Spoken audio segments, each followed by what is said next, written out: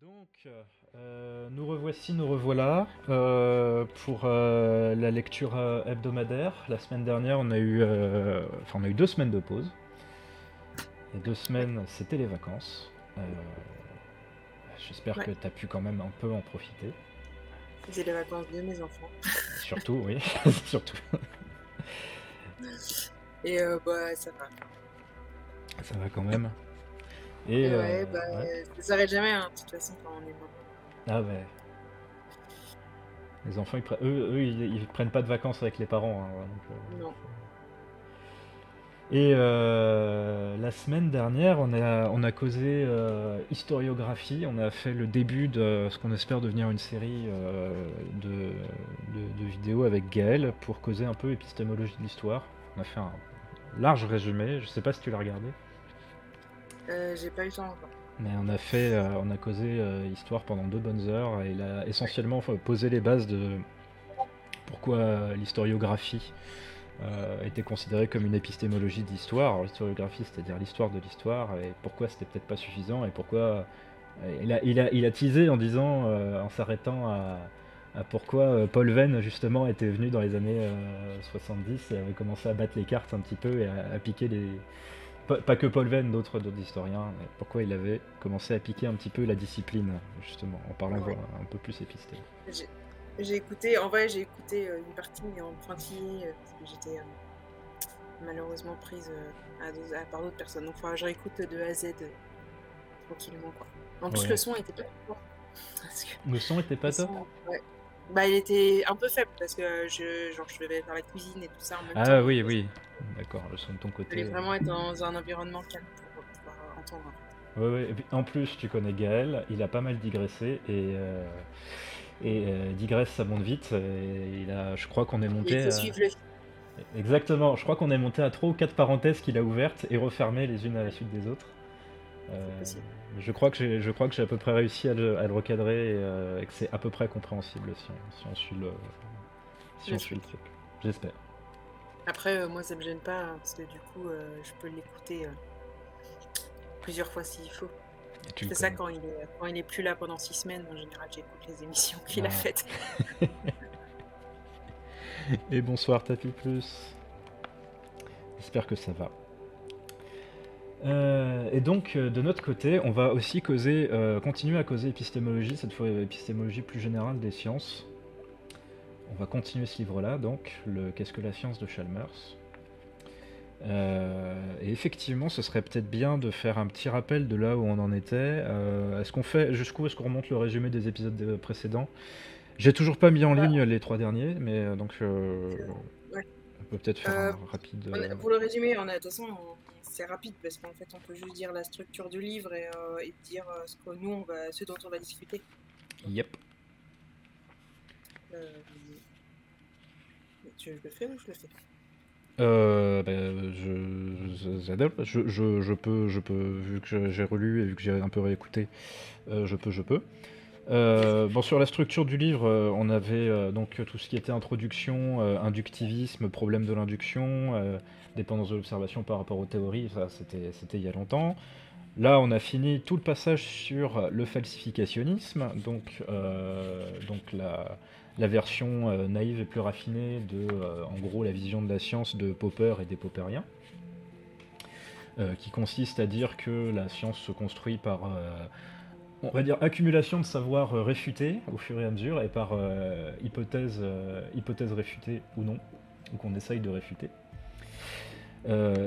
Chalmers a donc expliqué les limites de ce point de vue-là et pourquoi c'était surtout très limité d'avoir euh, une, c'était surtout très limité d'avoir une science qui se construisait de manière négative, par élimination d'hypothèses, parce qu'il nous restait un ensemble d'hypothèses à tester et qu'on était au final dans la capacité de restreindre le savoir et de dire des choses à peu près vraies sur le monde, ou en tout cas qui se rapprochent de la vérité et de la structure du monde, ce qui était un petit peu le projet de départ de l'épistémologie des sciences, de savoir pourquoi ça marche.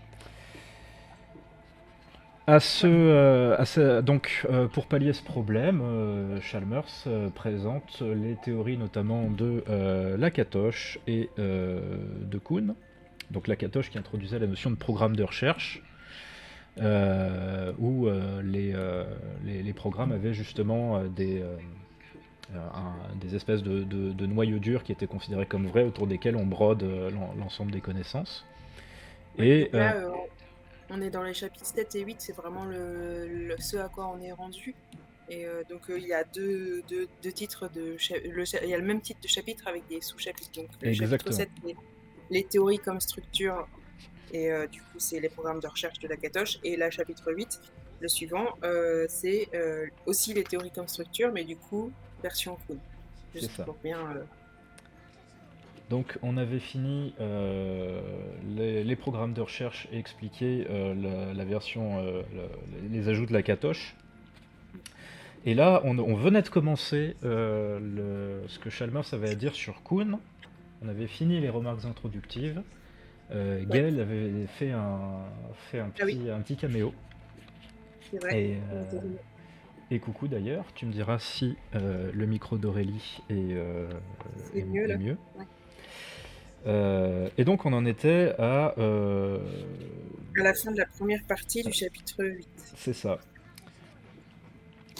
Et donc du coup pour ces remarques introductives, donc il expliquait la différence entre Kuhn et Lakatos. Donc il parlait des points communs et des différences.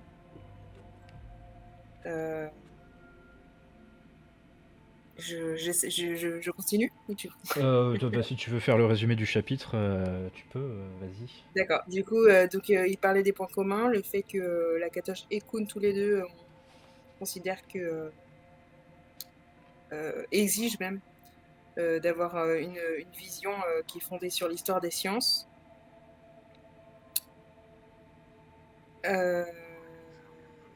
Kuhn précède Lakatos, et Lakatos aurait adapté peut-être certaines choses que Kuhn a dit. C'est ce qu'il dit.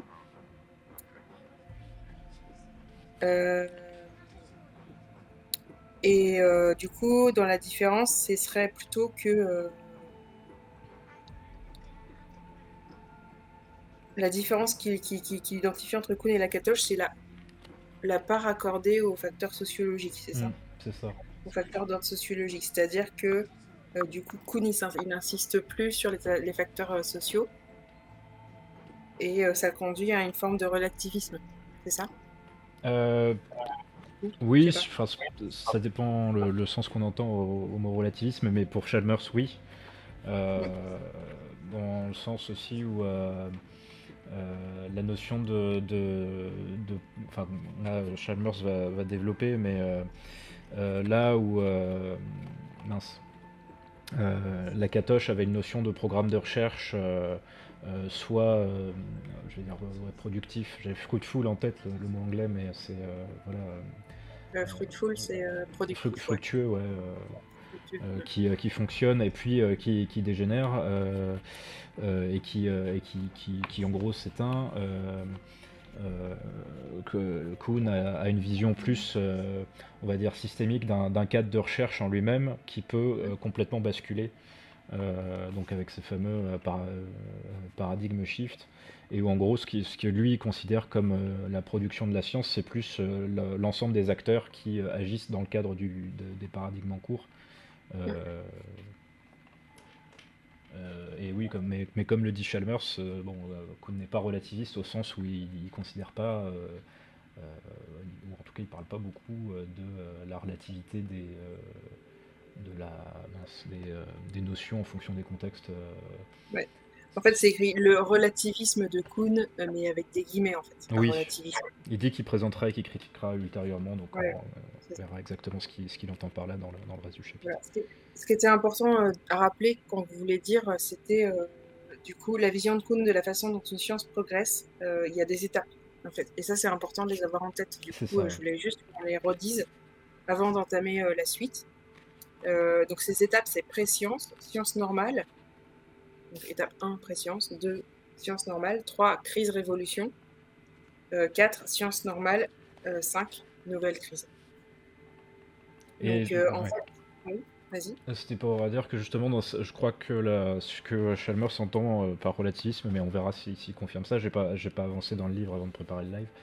Je crois qu'il y a aussi, là, ce qui lui pose problème, c'est aussi la notion que il peut y avoir deux paradigmes enfin un pré-paradigme d'une préscience qui se prépare en même temps qu'un paradigme qui fonctionne.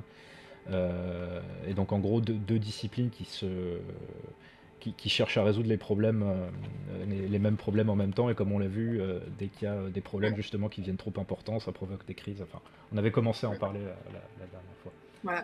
Donc, il y avait, oui, Gaël dit c'est une attaque commune contre Kuhn, par contre, qu'on lui reproche son relativisme, entre guillemets. Donc, du coup, effectivement, il y a des choses à discuter si, du coup, il y a des personnes qui font ce reproche-là, j'imagine. Même si c'est pas forcément fondé, parce que c'est une question aussi de comment on comprend ce qu'est le relativisme, j'imagine. Donc, il y a cette question aussi de paradigme. Donc, paradigme, c'est aussi un mot important quand on parle de Kuhn.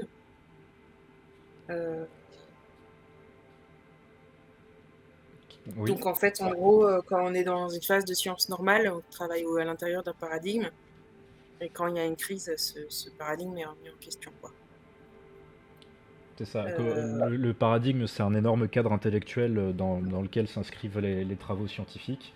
Et la science normale consiste en gros à additionner de la connaissance en partant du principe que le paradigme fonctionne.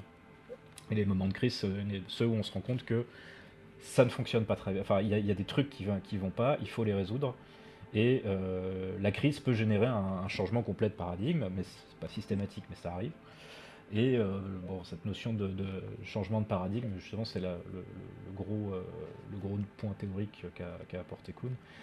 Comme le disait Gaël un peu plus haut, Kuhn se définit comme un historien des sciences. Lui, il constatait en gros, c'était un bon son système de changement de paradigme, c'était un bon modèle pour expliquer ce qui s'est effectivement passé dans l'histoire des sciences, notamment de la physique, mais aussi de la chimie. Bon, dans l'histoire des sciences, ça marche plutôt bien. ouais. Mais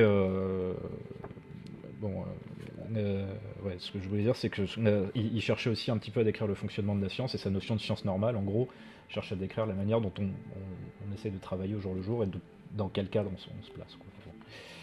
Euh, donc je pense qu'on a rappelé les termes importants. Ouais. Il y a Tilapus qui demande est-ce qu'il y a des exemples de paradigmes autres que Galilée, Newton, Einstein et la physique.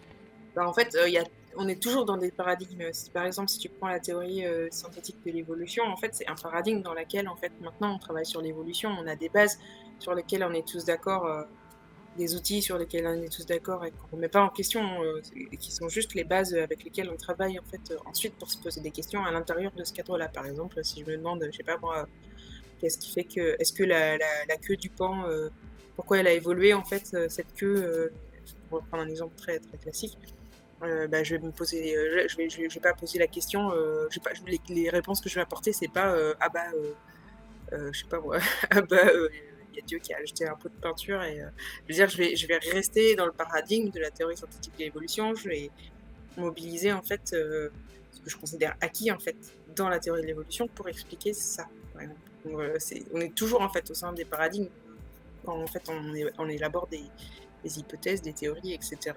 Maintenant à l'intérieur des disciplines en fait. Gaël mentionne aussi l'exemple du phlogistique, c'est l'exemple qu'avait pris Kuhn dans son bouquin, donc, qui n'est pas Galilée, Newton, Einstein. Je comprends aussi parce qu'il parle peut-être plus au grand public, mais Est-ce que le lamarckisme, du coup, c'était un paradigme différent de la théorie synthétique de l'évolution? C'est ça la question. il y a Tapis Plus oui, c'est celle de Tapis Plus. Est-ce que c'était un paradigme différent ou est-ce que c'était ça Ouais, je commençait pense déjà je pense qu'on peut parler de paradigmes différents parce qu'enfin, ce qui change avec la théorie de l'évolution, théorie synthétique de l'évolution, c'est pas que le fait qu'on dise ah bah non, finalement il y a la sélection naturelle, c'est toute la conception de l'hérédité, de la génétique et tout ça. Il y a beaucoup de choses en fait qui changent. Oui, je pense qu'on peut parler différent de. Je me demande si c'est pas plutôt la conception fixiste et la conception évolutionnaire qui seraient deux paradigmes différents. Ouais, je sais pas. Faudrait là répondre On comme va ça. voir ce qu'on disent les philosophes des sciences et Ouais, faudrait demander. J'appelle Philippe Hunman. Je vais voir ce qu'il a à dire, mais Bah, disons que le paradigme, c'est ce sur quoi quand même, du coup la communauté scientifique s'accorde pour travailler, quoi. Oui. Enfin, Donc, ouais, après, la notion d'évolution en elle-même, elle s'est vraiment bien installée avec Darwin, qui avait fait un gros travail aussi explicatif et ah qui avait ouais, un très beau elle était modèle. là avant. Mais Le lamarckisme, oui, c'est de l'évolutionnisme. Ouais, ouais, non, non, oui, l'évolution, oui. elle était là un peu avant Darwin, hein. Mais non, Un c'est pour peu, dire que ça s'est même genre installé de avec génération. Darwin, mais effectivement, ça traînait déjà dans les idées, mais c'était pas encore. Justement, Darwin a apporté suffisamment d'éléments. Non, ouais. Dans le lamarckisme, il n'y a pas de sélection naturelle, justement. Ouais, Donc, c'est pas dans le paradigme de la sélection naturelle. Justement, c'est différent. Par contre, dans la théorie proposée par Darwin, il y a encore du lamarckisme, en fait. Après, est-ce qu'on peut dire qu'il y a eu une crise entre les deux? Ça, c'est une question. Est-ce qu'il y a eu vraiment une crise entre les deux qui pourrait faire qu'on parle de changement de paradigme? Il y a eu la crise quand même de la question de l'hérédité après Darwin, en fait. La question de comment, en fait, les choses, elles se transmettent. Ça a été un peu une crise, je sais pas. bah, du coup, Dessin Fox nous demande est-ce qu'une crise s'accompagne forcément d'un changement de paradigme? Je laisse répondre. Eh ben, on voit déjà un changement de paradigme où c'est assez difficile de définir une crise, et de la même manière, bah, pour le moment, on essaye, enfin, les moments de crise, on essaye quand même de garder le paradigme en cours le plus longtemps possible, soit avec quelques changements ad hoc qu'on espère pouvoir justifier plus tard, soit en mettant un peu le problème sous le tapis tant qu'on peut, et en disant bon, ça on sait que ça marche pas, mais on verra plus tard. Mais après, il y a aussi la question de la dégénérescence. Donc, je pense qu'on en parlera plus loin. Mais Ouais. en fait, des fois, quand la crise n'est pas résolue, on va avoir une dégénérescence du paradigme. Donc, il peut ne pas être résolu. Et je sais pas du coup s'il y a forcément un autre paradigme à la place ou pas. Si on arrive, ouais, si on n'arrive pas à le remplacer, il peut y avoir d'autres disciplines qui doublent par la gauche et hop, qui peuvent essayer de rattaquer ces problèmes, et le programme de recherche lui-même qui s'effondre. La Ouais. frustration de Gaël. Euh, Est-ce que, comme le fait que plusieurs théories peuvent exister au sein d'un paradigme donné, oui, Oui, ça oui. il devrait pas écouter. Mais si, mais si. Oh. Si. Bon, on va Bon, lire. On va lire et ce sera on peut-être plus va, facile on que va de nous peut-être s'y écouter mettre, ouais.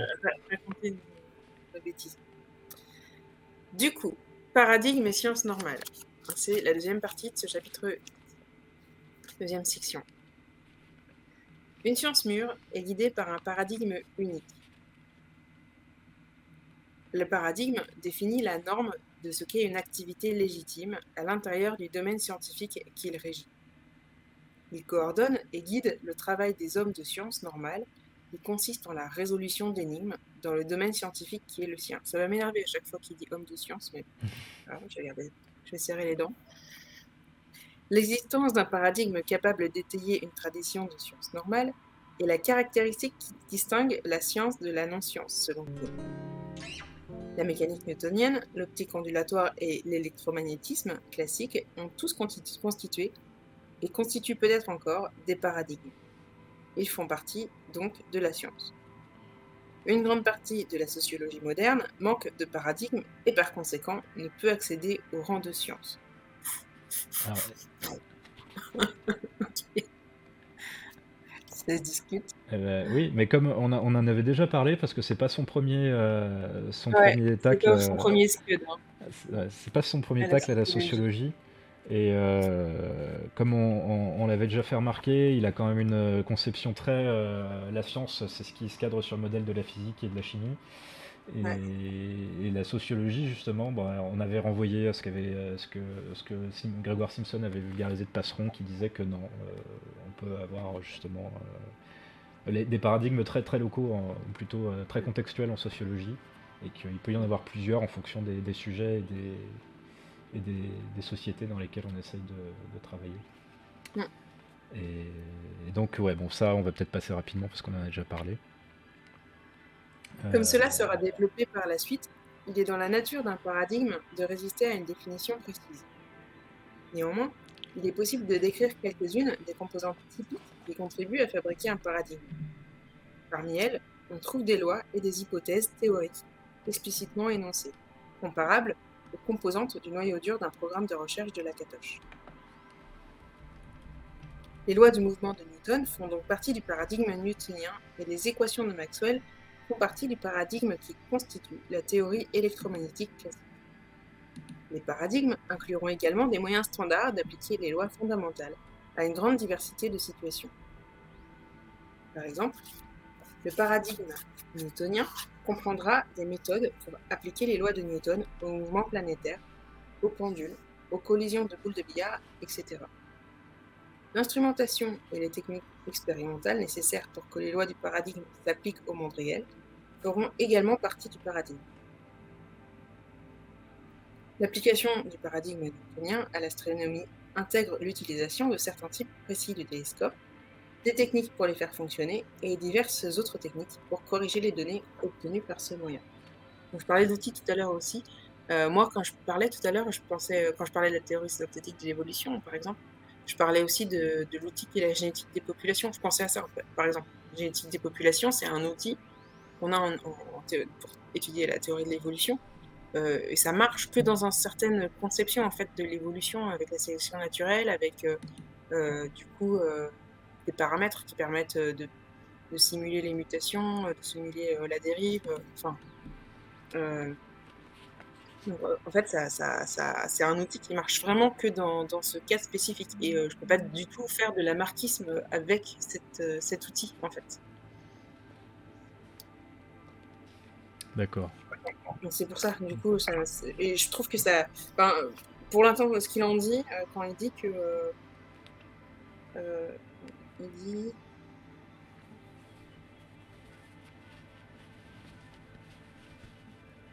Voilà, les paradigmes incluent des moyens standards d'appliquer les lois fondamentales à une grande diversité de situations. Donc vraiment, pour moi, la théorie scientifique, je pense que pour l'instant, ça colle, plutôt, à ce qu'est un paradigme. Mais... Par contre, Gaël me fait remarquer qu'effectivement, j'ai peut-être été un peu vite en disant, en parlant de paradigmes multiples en sociaux, effectivement. J'ai fait l'équivalence paradigme et théorie, et c'est plutôt le mot théorie qui conviendrait à dire, vu qu'effectivement il n'y a pas de paradigme. Bon.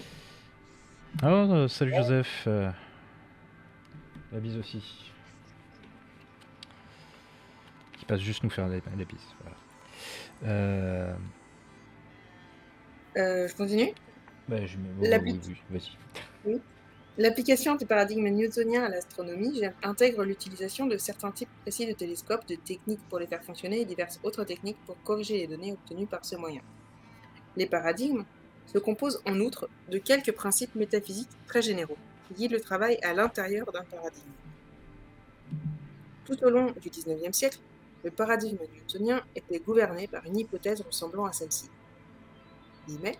La totalité du monde physique doit être expliquée comme un système mécanique agi par l'influence de diverses forces répondant aux exigences des lois du mouvement de Newton.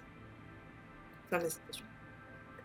Et le programme cartésien, au XVIIe siècle, contenait le principe selon lequel il n'y a pas de vide et l'univers physique est un grand rouage d'horlogerie dans lequel toutes les forces ont la forme d'une poussée. Finalement, tous les paradigmes contiendront quelques prescriptions méthodologiques très générales, telles que « efforcez-vous de faire correspondre votre paradigme avec la nature » ou « prenez très au sérieux vos échecs dans la correspondance entre un paradigme et la nature ».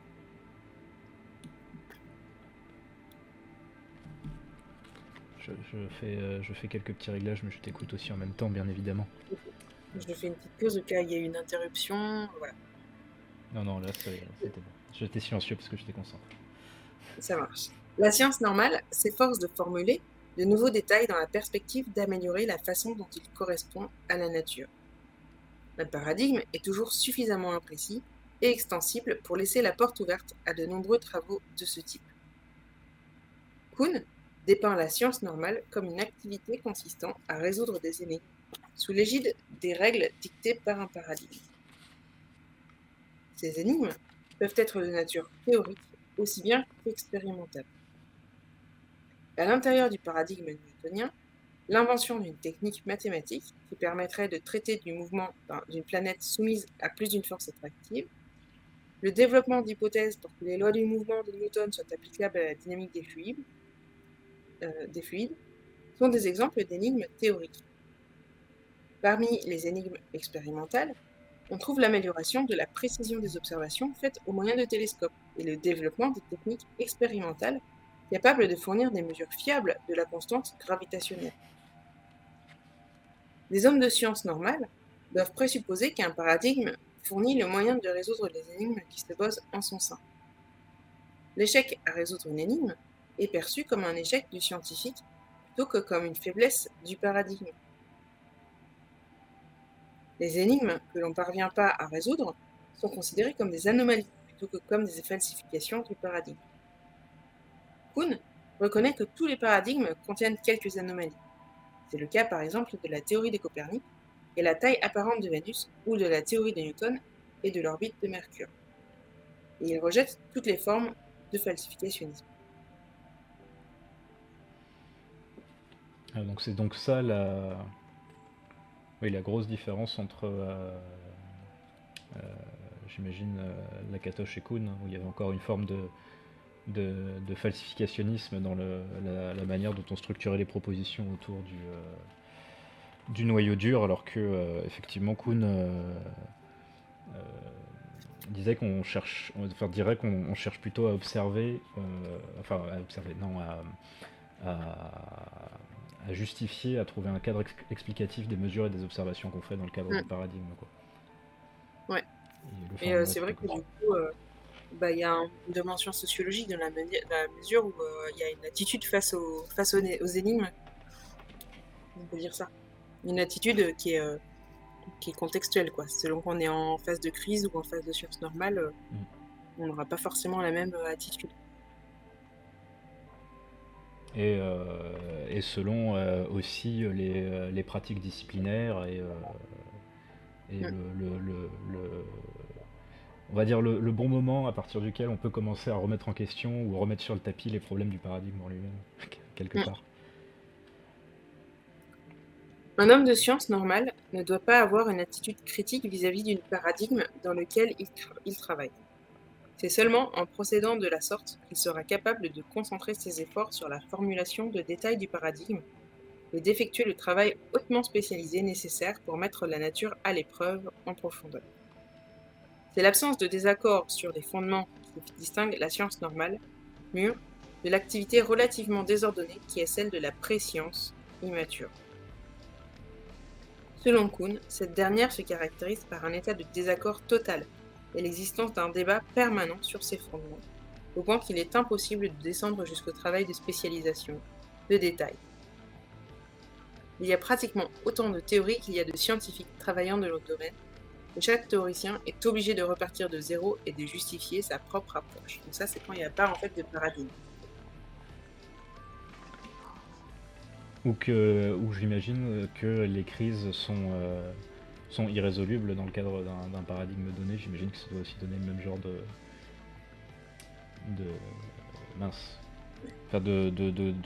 contexte, de désaccord total et de débat permanent, et d'impossibilité de se mettre d'accord sur quelque chose. Et ça y est, en attendant, le chat est parti en bonsoir les canards. Bon,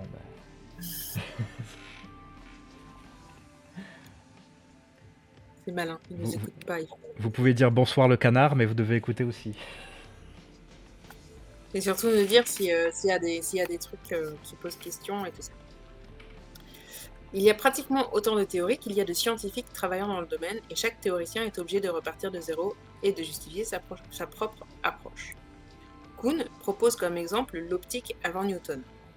Il existait une grande diversité de théories sur la nature de la lumière dans la période allant de l'Antiquité à l'époque de Newton. Il n'y avait pas de consensus et aucune théorie détaillée, généralement acceptée, n'était apparue avant que Newton ait formulé et défendu sa théorie corpusculaire. Les théoriciens rivaux de la période pré-scientifique étaient en désaccord non seulement sur les hypothèses théoriques fondamentales, mais également sur la théorie dont relevait tel ou tel phénomène observé. Étant donné que Kuhn reconnaît le rôle joué par un paradigme pour guider la recherche et l'interprétation des phénomènes observables, il intègre une grande partie de ce que j'ai décrit au chapitre 3, comme la dépendance de l'observation par rapport à la théorie. Kuhn insiste sur le fait qu'un paradigme signifie plus que ce que l'on peut explicitement énoncer sous forme de règles et d'orientation. Il fait appel à ce que dit Wittgenstein de la notion de jeu pour illustrer certains aspects qu'il mentionne. Wittgenstein montre qu'il n'est pas possible d'énoncer des conditions nécessaires et suffisantes pour qu'une activité soit un jeu. Lorsqu'on essaie, on trouve invariablement une activité qui correspond à la définition du jeu, mais que l'on ne veut pas compter comme telle, ou une activité exclue par la définition, mais que l'on comptera comme jeu. Kuhn affirme qu'il en va de même pour les paradigmes. Si on tente de donner une caractérisation précise et explicite de quelques paradigmes dans la science passée ou dans la science actuelle, on trouve toujours un élément situé à l'intérieur du paradigme qui en viole la caractérisation. Cependant, Kuhn affirme que cet état de choses ne rend pas plus intenable le concept de paradigme qu'une situation similaire concernant le jeu ne ruine l'utilisation légitime de ce concept. Même en l'absence de caractérisation complète, explicite, chaque homme de science acquiert sa connaissance d'un paradigme par sa formation scientifique. Juste Wittgenstein, du coup, c'est un théoricien du langage. Alors, Wittgenstein. Wittgenstein, comment on dit? Je sais pas du tout. Je voulais juste attendre que tu aies fini pour le dire, mais c'est Wittgenstein. Généralement, c'est comme ça que j'ai toujours entendu prononcer. Ah, les noms autrichiens. D'accord. C'est le genre de langage que je ne maîtrise pas du tout. Oui, j'imagine. Comme le dit Tapi Plus, Wittgenstein. Il faut le dire vite. Pardon. Donc du coup, théoricien du langage qui théorise le fait que les définitions des mots sont toujours un peu ont des bords flous. Ça veut dire qu'en effet, ces bords, en fait, il y a toujours des cas qui rentrent pas et qui devraient rentrer, et d'autres cas, des faux positifs et des faux négatifs. Pour parler en langage scientifique, pour expliquer sa philosophie en langage scientifique. Si on définit une chaise comme étant un truc pour s'asseoir avec 4 pieds, bah, une table, ça peut devenir une chaise. Si on rajoute des définitions, bah, on va finir par exclure, je sais pas moi, pour un dossier, on va exclure certaines formes de chaises. Genre, je sais pas moi, la chaise longue, j'en sais rien. Et voilà, bref. Donc, c'est ça l'idée. Plus on ajoute des critères, et plus il y a forcément certains trucs qui vont rentrer ou pas. Voilà. Et dans la notion de jeu, oui, c'est l'idée que définir une pratique juste à partir d'un ensemble de règles, ça devient compliqué après de faire effectivement un abécédaire systématique et exhaustif de toutes les pratiques qui rentrent dans cette catégorie-là. Et donc, pour les jeux, par exemple, il y a des jeux qui n'ont pas de règles, il y a des jeux qui ont... Si on définit un ensemble de règles, il y a des jeux qui rentreront dans ces catégories-là, mais qui sont clairement des jeux. Il y a des trucs qui rentreront dans la catégorie qui ne sont pas des jeux. Il y a des trucs qui sont en dehors de la catégorie qui seront des jeux aussi. Enfin, c'est un peu flou. Et il y a une notion de pratique internalisée, on va dire. Et du coup, il dit que pour les paradigmes, on est dans le même problème. Si on définit des paradigmes, en fait, il y aura toujours des cas où ça rentre pas dedans, et des cas qui sont dedans et qui seront exclus. Et comme il le dit, l'apprentissage du paradigme et l'internalisation du paradigme par les scientifiques, il vient aussi en grande partie par la pratique, au labo et sur les bancs de l'université, et la formation et le contact avec les scientifiques comme groupe social en fait. Comment on bosse dans tel domaine ou tel autre. Donc en fait, c'est un apprentissage par imprégnation, quoi. En résolvant des problèmes standards, en effectuant des expériences standards et éventuellement en pratiquant une recherche sous la direction de quelqu'un qui est déjà un praticien expérimenté à l'intérieur d'un paradigme donné, un aspirant scientifique se familiarise avec les méthodes, les techniques et les standards de ce paradigme. Il ne sera pas davantage capable de donner un compte-rendu explicite des méthodes et des savoir-faire qu'il a acquis qu'un maître charpentier ne sera capable de décrire complètement ce qui se trouve en amont de son savoir-faire. La plus grande partie de la connaissance d'un homme de science normale sera tacite, dans le sens développé par Michel Polanyi. Polanyi, ouais. Et si je peux juste illustrer ça avec une anecdote, Euh, je bossais chez. Enfin, je bossais. J'étais dans un laboratoire commun avec une grosse entreprise de pneumatiques d'Auvergne. Je pense que si je dis ça, il y a beaucoup de gens qui vont deviner que c'est ça l'Obi-Bindom, voilà. Et puis pour les autres, voilà, j'ai sous-entendu laquelle c'était. Et donc j'ai pu bosser avec des gens qui sont des ingénieurs de recherche de cette boîte-là. Et ils ont une expertise du polymère et de la chimie du polymère, donc de tout ce qui est caoutchouc et compagnie, qui est, ça fait plus d'un siècle qu'ils bossent dessus, et ils ont des bases de données colossales, et ils font des trucs, des tests en labo, voilà, ils connaissent bien le matériau. Ils sont bien emmerdés parce que ils ont pas mal de chercheurs qui prennent leur retraite aussi, et qui sont très difficiles à remplacer parce que, indépendamment du fait d'avoir des bases de données géantes, c'est des gens qui connaissent très très bien leur labo, qui connaissent très très bien leurs matériaux, et une expertise qu'ils ont acquis pas que par Par une formation de base, et ouais, une formation. Ouais. beaucoup de pratiques, très bons, Mm. généralement très bons chimistes, et qui sont pour former des nouveaux remplaçants, justement, c'est très compliqué. Parce que quand tu as quelqu'un qui te dit d'avance quelles seront les propriétés de ton matériau en fonction de comment tu le charges, de quel polymère tu utilises et de comment tu fais ta synthèse, et qui peut te faire ça pour des milliers de matériaux, bah, il peut pas coucher sur papier toute l'expérience qu'il a acquise et juste dire au suivant qui arrive, tiens, hop, voilà mes notes, débrouille-toi. Alors on peut se dire que ouais, ça se limite à du bagage expérimental avec de l'essai-erreur, mais non, Ouais, non, ouais. ils sont capables de le faire avant sur des trucs qui n'ont pas encore été synthétisés. Et Ouais. pas forcément d'expliquer très bien pourquoi, mais ils disent non, je sais très bien que ça va pas marcher même si on l'a pas fait. Et Ouais. généralement, s'ils le font quand même, ils savent qu'il y a quelques-uns de ces gars-là, enfin, il y a des gars qui vont leur dire non, non, et si tel gars te dit non, non, bah, c'est pas la peine. C'est juste pour souligner que Ouais. la grande partie de C'est la connaissance est tacite, quoi. ouais, c'est clair.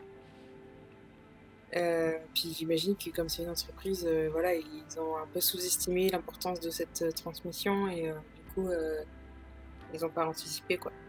Il y a des départements où on m'a dit que c'est vrai, il y a quelques départs en retraite qui sont problématiques, quoi. Mm. En raison de la formation qu'il reçoit, formation nécessaire à une activité efficace, un représentant typique de la science normale ne sera pas conscient du paradigme dans lequel il travaille et ne sera pas capable d'en formuler la nature précise. Cela ne signifie pas pour autant qu'un homme de science ne sera pas capable de formuler les présupposés contenus dans son paradigme si la nécessité s'en fait sentir. Une telle nécessité naîtra si un paradigme est menacé par un rival. Dans ces circonstances, il sera nécessaire de tenter de mettre au clair les lois générales, les principes métaphysiques et méthodologiques, etc., compris dans un paradigme de façon à le défendre contre les solutions alternatives préconisées par le nouveau paradigme concurrent. Dans la section suivante, nous verrons que ce que Kuhn dit des problèmes que peut rencontrer un paradigme et de la façon dont il peut être remplacé par un paradigme rival. Je ne suis pas sûre que ça a à voir beaucoup complètement, mais moi, il y a un truc qui m'a frappé quand je suis passée des sphères biologie de l'évolution aux sphères santé publique, c'est qu'il y a plein en fait de conceptions qu'on a qui sont complètement différentes sur certains aspects de comment doivent fonctionner les sciences d'une manière générale. Et comment dire, je trouvais que c'était vachement enrichissant en fait. Moi, je parlais de changer d'école de pensée. C'est-à-dire, j'avais l'impression de passer d'une école de pensée à une autre école de pensée. Et ça conduisait à avoir par exemple des conceptions différentes sur l'éthique de la recherche, sur l'importance d'avoir une démarche éthique, c'est-à-dire orientée vers le service aux personnes et le bienfait, quoi. Il y avait Hmm. des conceptions différentes sur. En évolution, il y avait beaucoup plus de gens pour considérer que il faut prendre des risques et que l'éthique c'était une entrave à la recherche. Euh, plus qu'autre chose, en santé publique, en fait, si on fait pas gaffe, c'est vraiment des grosses conséquences et évidemment, il y a une conscience beaucoup plus aiguë, en fait, de l'importance de l'éthique et de réglementer, de réguler et tout ça. Il y a des aspects aussi qui m'ont frappée sur l'importance, accordée aux informations de moins bonne qualité et en fait, en écologie en général, quand on travaille sur les plantes et cetera, il y a des moments en fait, où, c'est assez facile de mettre en place des plans expérimentaux et d'avoir un environnement assez contrôlé. En écologie, ouais, vraiment sur les plantes, c'est facile d'avoir un environnement contrôlé, de tester des trucs et tout. Du coup, en fait, on s'habitue à avoir, des exigences en fait en termes de contrôle, des variables, Mmh. assez importantes et en fait, en santé publique, il y a des trucs qu'on peut pas expérimenter, quoi. Sur les maladies, on va pas s'amuser à lancer des maladies pour voir ce que ça donne et du coup, il y a des fois des informations, elles sont beaucoup plus partielles et pourtant, heu, on peut pas faire comme si on les avait pas, en fait, pour prendre des décisions et du coup, en fait, on s'habitue à travailler avec des informations partielles parce que c'est toujours mieux que rien, en fait. Mmh. Et ça m'a vachement appris à du coup, à me dire: «Bah non, en fait, même si c'est pas, un protocole, carré et cetera, bah, c'est l'information que j'ai, quoi et je dois faire la décision, en fait».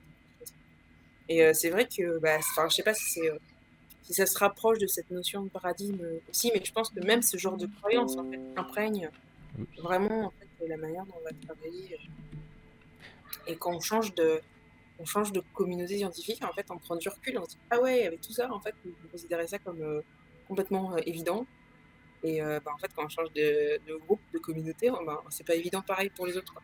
Et on se rend compte, en fait, comment on était imprégné de ça malgré nous sans s'en rendre compte. Et on l'aurait pas formulé sans cette prise de recul-là. Ouais, bah, Moi, si, j'aurais je pas formulé. ah, ça crée un peu, mais bon. Mais effectivement, si, je pense que tu as raison, ça fait partie de enfin, les échelles de valeur qu'on va avoir mises en place dans les communautés et la Mmh. manière dont on va évaluer les risques et aussi le rapport à la preuve. À mon avis, Ouais, ça fait partie de la manière dont la communauté se définit, on va dire, à sa manière, son paradigme et interagit avec, ouais. quelque part.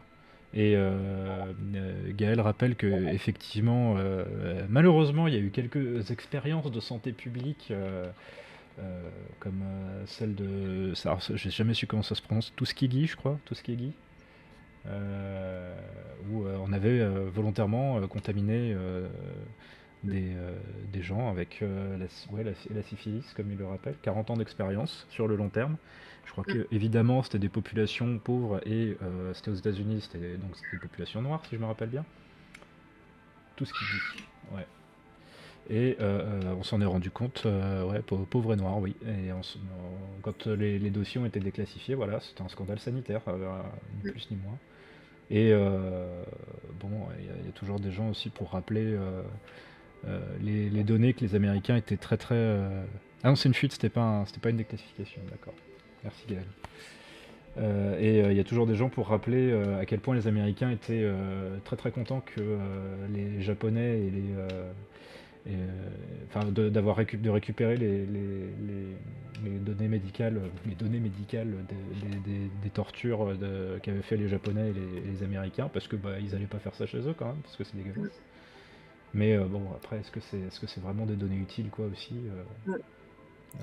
Et c'est vrai qu'après, moi, en plus, en santé publique, je suis dans un environnement spécifique, je travaille avec des chercheurs, d'Afrique subsaharienne, dans un certain contexte, mais je pense que, par exemple, il y a d'autres contextes différents aussi, qui sont pas celui dans lequel moi j'évolue, quoi. Donc enfin, des fois, enfin, genre, par exemple, pendant le covid, il y avait ce chercheur, je crois qu'il était de l'INSERM, qui avait fait, une grosse boulette, en parlant à la télé, en disant qu'ils allaient expérimenter les vaccins je sais plus, chez les prostituées en Afrique du Sud, ou un truc comme ça, en mode parce que, enfin, ils sont plus à risque, je sais pas.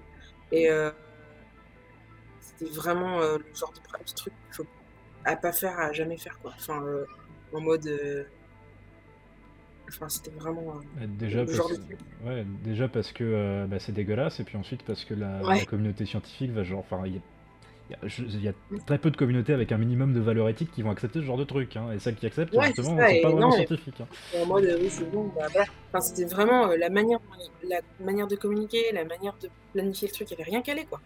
Et je me dis, mais c'est pas vrai, on n'appartient pas Enfin, du coup, c'est pas comme ça que j'étais formée. Comment il peut y avoir des gens en santé publique qui fonctionnent comme ça, qui réfléchissent comme ça, qui communiquent comme ça? Et je me suis dit, c'est vraiment. C'était un chercheur de l'INSERM qui avait été interviewé à la télé, quoi. Et, et ça a eu des conséquences énormes, en plus, derrière, sur la gestion du Covid sur le continent. Ça a tourné ce truc, il a tourné dans tous les sens, partout, partout, partout. Et ça a eu des conséquences énormes sur les vaccins, sur les gens, la confiance des gens. Ça a été catastrophique, en fait. Je me suis dit, mais Gaël même nous, dans des endroits, ça change. Gaël nous rappelle que les arguments étaient que ah ouais, les prostituées avaient déjà des problèmes d'hygiène et que l'Afrique de toute façon n'a pas de médecine, alors ça ou rien. Les deux étant faux. Ouais, c'était pas qu'un problème de communication. Non, mais on est d'accord. Mais Ouais. il y avait vraiment un problème sur tous les plans. Mais je veux dire, ici, enfin moi j'ai travaillé avec des gens qui ont bossé sur Ebola, qui ont participé à l'élimination d'Ebola, etc. Je veux dire, on se forme tout de suite. L'exemple qu'on prend, c'est bon, pendant Ebola, il y a une équipe qui a été sur le terrain, ils se sont fait massacrer dans un village parce que les gens ils pensaient que c'était eux qui apportaient Ebola, il y avait des théories du complot, etc. Donc en fait, on se forme avec ce genre de cas d'études là, quoi. Et on sait qu'il faut faire hyper attention à plein de trucs en termes de com, en termes de stratégie de lutte, etc. Et le mec, il arrive avec ses gros sabots de blanc et il fait n'importe quoi, en fait. Donc, je pense aussi qu'en fonction du contexte dans lequel on évolue, on se rend pas pareil, quoi. Ouais, il y a eu, évidemment qu'il y a eu des tests ce genre qui ont eu lieu, évidemment. Donc, ouais. Ok. Voilà, les valeurs éthiques, c'est important aussi en sciences, dans toutes les disciplines. Ouais. Et pas que juste ne pas tricher dans ses données. Ouais, c'est ça. Quel enfer, effectivement. Ces genres de personnes, tu te demandes ce qu'ils font à leur poste, franchement, quoi. Une grosse... Tu te dis, ok, moi je suis en train de ramer. Ça, je fais pas. T'as pas besoin d'être sympa pour finir par faire une carrière dans la recherche, hein. Il y a des Non, gens et qui puis même se c'est une terme de compétences, quoi. Tu te dis, le mec, il est plus incompétent que moi, j'ai même pas été... Enfin, c'est même pas ma formation initiale. Il est chercheur DR, directeur de recherche, quoi. Et ouais. Section 3. Crise et révolution. L'homme de science normale travaille en toute confiance à l'intérieur d'un domaine bien défini par un paradigme. Le paradigme, lui, présente une série de problèmes bien définis, ainsi que des méthodes dont il sait, en toute confiance, qu'elles mènent à la solution. Ce qui rend le paradigme responsable de tous les échecs qu'il rencontre pour résoudre un problème, ce scientifique tombera sous le coup des mêmes accusations que celles dont ferait l'objet un charpentier blâmant ses outils. Mais les échecs seront bien là et leur gravité pourra se révéler tels qu'ils plongeront le paradigme dans une crise aiguë et pourront conduire à son rejet et à un remplacement par un autre, incompatible. Et il y a cette question d'incompatibilité aussi, c'est intéressant parce que du coup, c'est pas mal d'avoir ce genre d'exemple comme la théorie de l'évolution. Est-ce que le lamarckisme était un paradigme complètement incompatible avec la théorie synthétique? C'est une question qui peut se poser. Moi, je trouve que, je sais pas si c'est incompatible, mais si on voulait les réconcilier, il faudrait. Là, il manque des bouts, quoi. En fait, il y a des gens qui disent oui, c'est bon, maintenant on a ramené la lamarckisme, mais en fait, ils ont pas compris ce que c'était le lamarckisme. J'allais te poser la question. Et ils comprennent pas non plus ce qui se passe avec. Enfin, c'est une question de buzzword en fait. C'est-à-dire ils sont contents de dire ah ça y est, on a approuvé le lamarckisme, mais en fait, non. Pour moi, l'épigénétique, c'est pas du lamarckisme. Mais ça, c'est un gros débat encore. Attention, parce que tout le monde n'est pas d'accord. Mais voilà, en fait, du coup, pour se mettre d'accord, savoir si on pourrait réconcilier le lamarckisme et le darwinisme, déjà, il faudrait qu'on soit tous d'accord sur la définition du lamarckisme. Et que c'est pas juste que c'est la mode de se dire ah, j'ai ramené le truc en arrière. Enfin bref. Je te donne mes couleurs.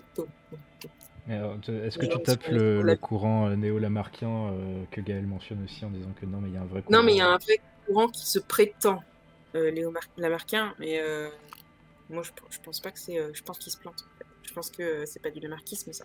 En fait, En gros, les personnes, enfin, quand tu travailles sur l'épigénétique, tu dis oui, du coup, il y a transmission entre générations. Mais oui, d'accord, il y a une transmission entre générations, mais après, il faut voir. Euh, c'est technique, est-ce que je rentre dans un truc?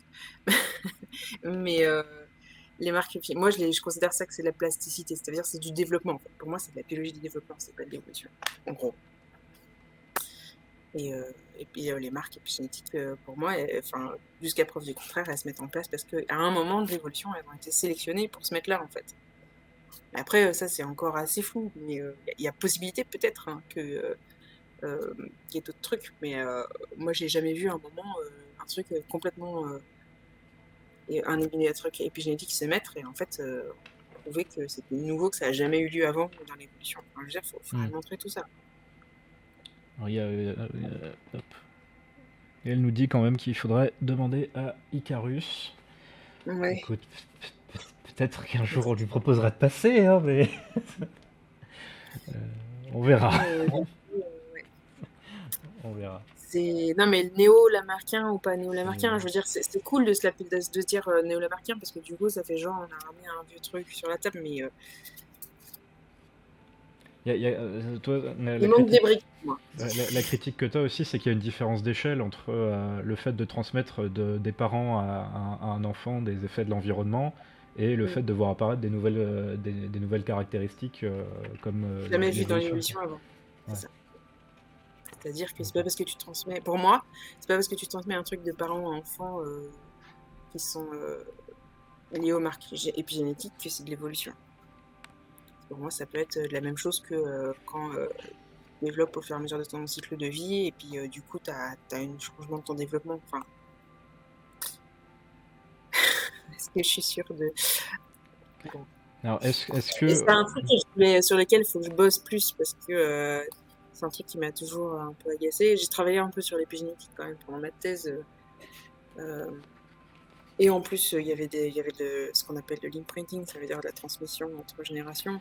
Mais c'était vraiment dans un truc très spécifique. Et donc... Alors, d'ailleurs, je me rends compte qu'on n'a pas défini le mot épigénétique, je pense. Ouais, épigénétique, du coup, c'est quand il y a des modifications qui sont faites pas dans le code de l'ADN, mais dans la... Comment expliquer Est-ce que c'est pas des facteurs environnementaux qui affectent la transmission des caractères génétiques ou quelque chose comme ça? En fait, d'abord, il faut savoir qu'en fait, il y a des protéines qui changent l'agencement de l'ADN et que du coup, il peut y avoir en fait des changements moléculaires à l'échelle autour de l'ADN qui font que du coup, l'ADN il va se refermer ou s'ouvrir et être lu ou pas lu, en fait, en gros. Et du coup, les marques épigénétiques, c'est des choses qui font que l'ADN il va changer dans sa configuration, et être lu ou pas lu dans le développement. En fait. Et du coup, de manière déjà normale, au cours du développement d'un individu, il y a des trucs qui sont lus à certains stades et puis qui sont plus lus à d'autres stades. Ça, c'est déjà cette de base, c'est vraiment ça, c'est des trucs qu'on n'appelait pas avec des noms compliqués à l'époque où moi je me suis formée au départ en biologie, qui sont pas forcément intergénération, mais même à l'échelle de la vie d'un individu, on savait déjà ça. Il y avait des trucs qui se replient avec les histones et tout. Et là où il y a eu une sorte de révolution, c'est de dire ah mais en fait il y a des trucs qui se replient complètement et qui sont transmis d'une génération, et alors que 2 générations c'était pas replié lors de la transmission par exemple. Mais du coup Donc il y a des facteurs extragénétiques qui jouent sur le repliement de l'ADN et qui fait que certaines protéines s'expriment ou pas en fonction des générations. Voilà. Et ça, ça peut être vu. Ouais. Et la théorie de Lamarck, c'était effectivement que les individus changeaient graduellement d'aspect pour s'adapter à leur environnement, mais ils n'étaient pas sélectionnés. C'était par exemple la girafe qui tirait très fort sur son cou. C'est-à-dire c'est vraiment un truc nouveau dans l'évolution de l'espèce, que genre le cou il grandit et puis ça s'est jamais produit avant. Mais pour moi, le truc d'épigénétique, c'est des trucs réversibles. Donc en fait, ça peut s'être produit avant, avoir été sélectionné pour que, en fait, au niveau développemental, ça puisse se plier et se réouvrir, et qu'en fait, c'est juste une activation d'un processus de développement. Pour moi, c'est ça. Et j'ai demandé déjà à des gens s'ils pensaient qu'il y avait des preuves de plus que ça. Qui était spécialiste dans le truc, et bah j'ai pas eu de réponse claire quoi. Donc Je veux bien, je suis open s'il y a des gens qui ont cette réponse. Je veux bien l'avoir. Mais pour l'instant, je l'ai pas eu. Donc, jusqu'à preuve de ça. Tu suspends ton jugement Ouais. sur l'existence Mais en tout de cas, cette- je suis. Ouais. Mon a priori, c'est qu'il y a un peu trop de buzz sur ça. Et donc, on avait parlé Lamarck et Darwin pour savoir si c'était effectivement deux paradigmes incompatibles. Pour illustrer la fin du paragraphe, qui disait, c'est ça, histoire qu'on reprenne un peu le fil du texte. Du coup, section 3, on était crise et révolution. Bah, Excuse-moi. on avait commencé et t'en étais à justement la fin du premier paragraphe. Et Ah si je me trompe pas. Les échecs seront bien Ah là, oui, leur gravité pourra se révéler telle qu'ils se tout à fait. plongeront le Du coup, on paradigme. parlait d'incompatibilité entre les paradigmes. Exactement. On était là. Ça nous a lancé dans l'évolution. Ouais. Du coup, Gaël dit de toute façon, le courant néo-lamarckien est très minoritaire et très français, si j'ai bien suivi. Oui, voilà, c'est ça, Lamarck, c'est les Français qui ont un petit attachement chauvin, en fait, à Lamarck. Mais bon, il y a aussi le côté, ouais, j'ai ramené. Tu vois, en fait, c'est aussi des gens qui veulent avoir une petite victoire une grosse victoire scientifique. Ça fait cool, quoi, de dire j'ai ramené Lamarck sur le tapis. T'as l'impression que tu vas avoir une belle aura, quoi. Genre, ça fait un gros truc. Moi, je pense que c'est ça. Oui, et Donc, puis il y a le chauvinisme, mais il y a aussi ça, quoi. L'ambition, un peu. ils veulent peut-être faire aussi la même manière que la théorie atomique, ça a cherché la théorie atomique de la matière, j'entends, a cherché à se rattacher à l'atomisme grec à une époque pour faire classe, parce que Ouais, ouais, voilà, c'est ça. C'est ça, en fait. Pour moi, c'est ça. Et sachant qu'en plus, les gens qui travaillent sur ça, c'est pas forcément des évolutionnistes au départ. Enfin, je sais de la biologie du développement, et c'est une discipline différente de la biologie de l'évolution. Et le point entre les deux est parfois compliqué. ouais, mais bon, c'est ça. Quand j'étais étudiante en licence, j'avais une prof en biodéveloppement et je sautais c'était horrible pour moi parce que j'étais passionnée d'évolution, mais en fait, elle disait des conneries souvent sur ce sujet. Donc, du coup, c'était. Voilà. T'es pas forcément bon dans toutes les spécialités, on va dire. Ouais, en plus, la Après, biologie du bon, développement, faut apprendre les les gens. mécanismes et les Ouais. protéines par cœur.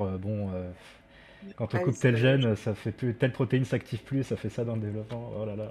chose. Après, je pense qu'il y a quand même des gens qui sont à l'interface entre les deux, hein, quand Oui. même. Il y en a. Enfin, je sais qu'il y en a. Mais voilà. Section 3, crise et révolution. On a déjà lu du coup. Oui. Premier paragraphe, c'est fait. Deuxième paragraphe. L'existence d'énigmes non résolues à l'intérieur d'un paradigme ne constitue pas une crise à elle seule. Kuhn reconnaît que les paradigmes ne permettent jamais d'éviter toutes les difficultés. Des anomalies se présenteront inévitablement. Juste une seconde. Ah. Si vous voulez, je peux vous entretenir avec un fun fact. On parlait biologie du développement. Vous savez qu'il y a une protéine très importante pour le développement qui s'appelle Sonic Hedgehog, comme Sonic, parce qu'elle ressemble à Sonic quand il se met en boule, si je me rappelle bien. Mes cours de première année. Donc Sonic le hérisson. Je sais plus exactement à quoi elle sert. Peut-être au développement du. Il me semble que c'est un gène OX, C'est un génox. je crois. Les gènes OX, tu sais, c'est ceux qui sont rigolos parce que si tu as des modifications, tu te retrouves avec des mouches qui ont des antennes des pattes à la place des antennes, ou je sais pas. Ah oui, c'est ce genre de truc. Il me Voilà. semble que c'était un de ce type de gène, mais il faudrait que je vérifie, c'est loin. Toi aussi.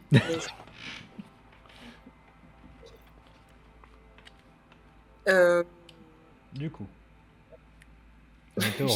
On en était au remplacement par un paradigme incompatible au moment où justement on avait une crise quand les scientifiques échouaient à résoudre des, des problèmes et que à terme, si une crise était trop aiguë, elle peut conduire au remplacement d'un paradigme par un autre avec lequel il est incompatible.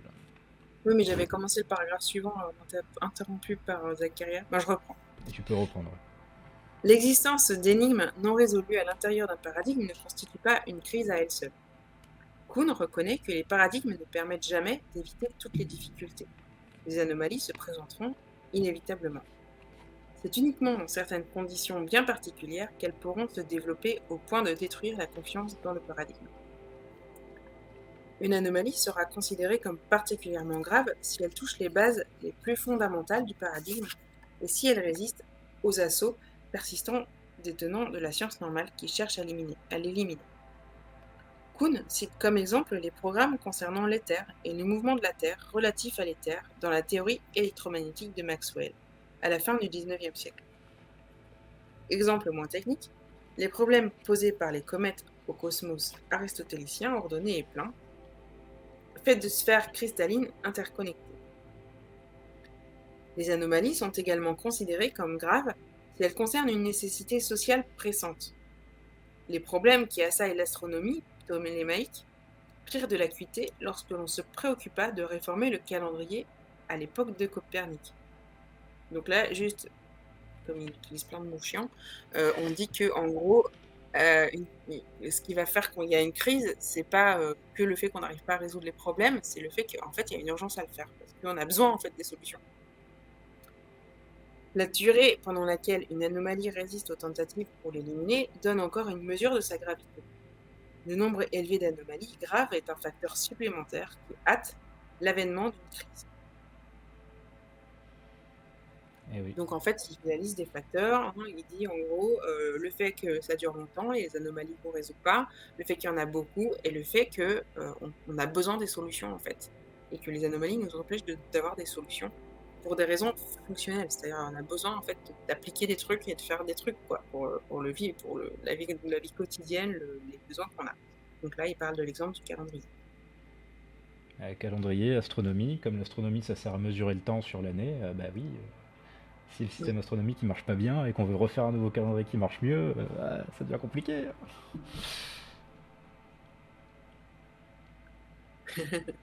Il y a Gaël qui dit que Alice Ingoes, même le chauvinisme est mal placé. Ouais, voilà, enfin, je veux dire, il y a des motivations sociales. Hein, même le chauvinisme mal placé est une motivation pour creuser des pistes. Qui sait, hein, ça peut déboucher peut-être. Moi, j'y crois pas trop pour l'instant, mais on sait jamais. Ah, ouais, je te laisse régler ton petit problème d'enfant. Nous interrompons ce programme pour quelques secondes. Un jeune enfant aura besoin de poser une question à sa mère, qui a l'air particulièrement préoccupée. Mais si vous avez des questions dans le chat, profitez-en, par exemple.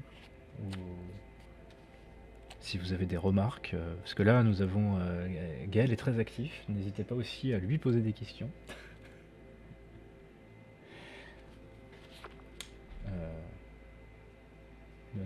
T'avons-nous retrouvé, Aurélie?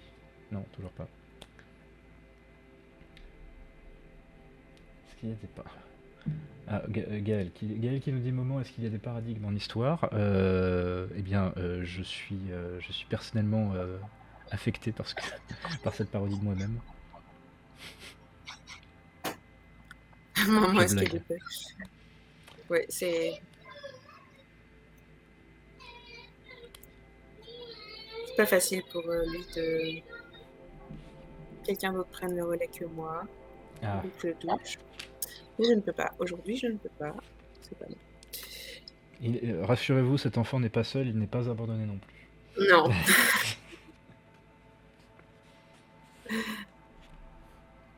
Il est juste très maman. Donc je continue. Alors, continue. Selon Kuhn, l'analyse des caractéristiques d'une période de crise dans la science exige la compétence d'un psychologue tout autant qu'un historien. Quand les anomalies en arrivent à poser de sérieux problèmes à un paradigme, c'est une période de grande insécurité pour les scientifiques qui s'ouvrent. Donc là, c'est une grande insécurité pour les scientifiques, c'est entre guillemets, c'est une citation de Kuhn. Les tentatives pour résoudre le problème se font de plus en plus radicales et les règles édictées par le paradigme se relâchent progressivement. Les hommes de sciences normales entament des débats philosophiques et métaphysiques et essaient de défendre leurs innovations, leur statut douteux du point de vue du paradigme par des arguments philosophiques. Les scientifiques vont jusqu'à exprimer ouvertement leur désaccord avec le paradigme et le malaise qu'ils ressentent. Kuhn Cite la réponse de Wolfgang Wolfgang Pauli, ouais. Pauli à ce qu'il voyait comme une crise de plus en plus grave de la physique autour de 1924. Pauli, exaspéré, confiait à un ami: en ce moment, la physique est de nouveau terriblement confuse. En tout cas, c'est trop difficile pour moi et je voudrais être acteur de cinéma ou quelque chose du même genre et n'avoir jamais entendu parler de physique. Pauli, c'était un des gros théoriciens de la mécanique quantique à l'époque. Une fois qu'un paradigme est affaibli et déconsidéré au point que ses tenants perdent confiance en lui, le temps est mûr pour la révolution. C'est intéressant ce qu'il dit quand même parce que il y a un moment en fait quand certaines sciences répondent pas à ce qu'on pourrait exiger en termes de cohérence, de crédibilité, etc. En fait, les personnes qui sont rigoureuses, elles vont fuir le truc, quoi. Mm. Et je dis ça parce que bon, on va trouver que je tape beaucoup sur les Evopsy, mais moi je pense en fait j'ai une théorie que en fait les gens qui vont un Evopsy, c'est des gens qui sont pas rebutés en fait par certains problèmes que d'autres gens identifient et fuient. Et du coup, il y a une sorte de filtre et de sélection en fait des gens qui se retrouvent dans cette discipline. Théorie à tester, mais je pense. Il faut que tu trouves un argument prédictif Ouais.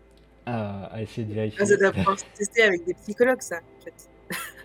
Ah oui, il faudrait faire une mesure, tu sais, comme pour les personnalités, Ouais. avec celles qui aiment l'autorité, celles qui aiment pas, machin. Un truc comme ça. Et il doit y avoir d'autres facteurs que ça, hein, en fait, certaines motivations et une appréhension différente des risques aussi. Je pense que ça joue beaucoup aussi, cette question-là. On a une exigence différente, en fait, de la rigueur selon les risques qu'on perçoit, en fait, quand ça fait n'importe quoi. Est-ce que vous êtes du genre, ouais. est-ce que vous êtes très sûr de vous? Est-ce que vous vous remettez souvent en question? Avez-vous de l'esprit critique?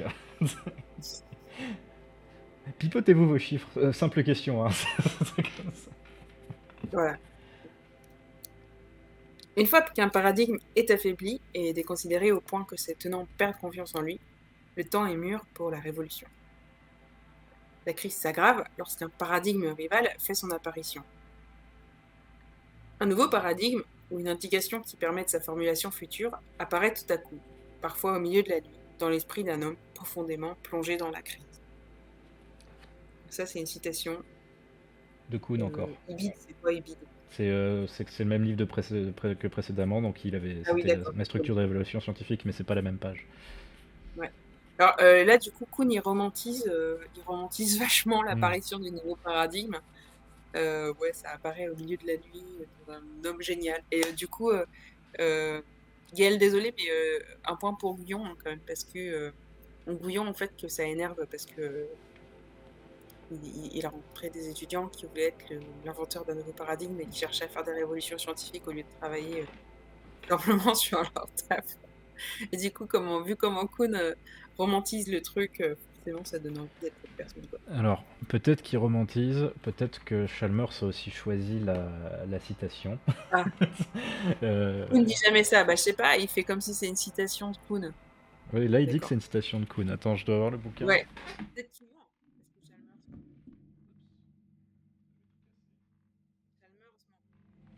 C'est Chalmers, là. Il met ça entre guillemets et la ref, c'est Kuhn. Est-ce que j'ai la même édition? Je ne sais pas. Il dit page 130. Tac, tac. Ouais, page 130. Mais est-ce que c'est la même édition? Ah non, là, il parle de l'effet photoélectrique. Ah, une formule future. Ah si, là. Donc si je lis Kuhn, on a tout un paragraphe où il parle de la recherche extraordinaire.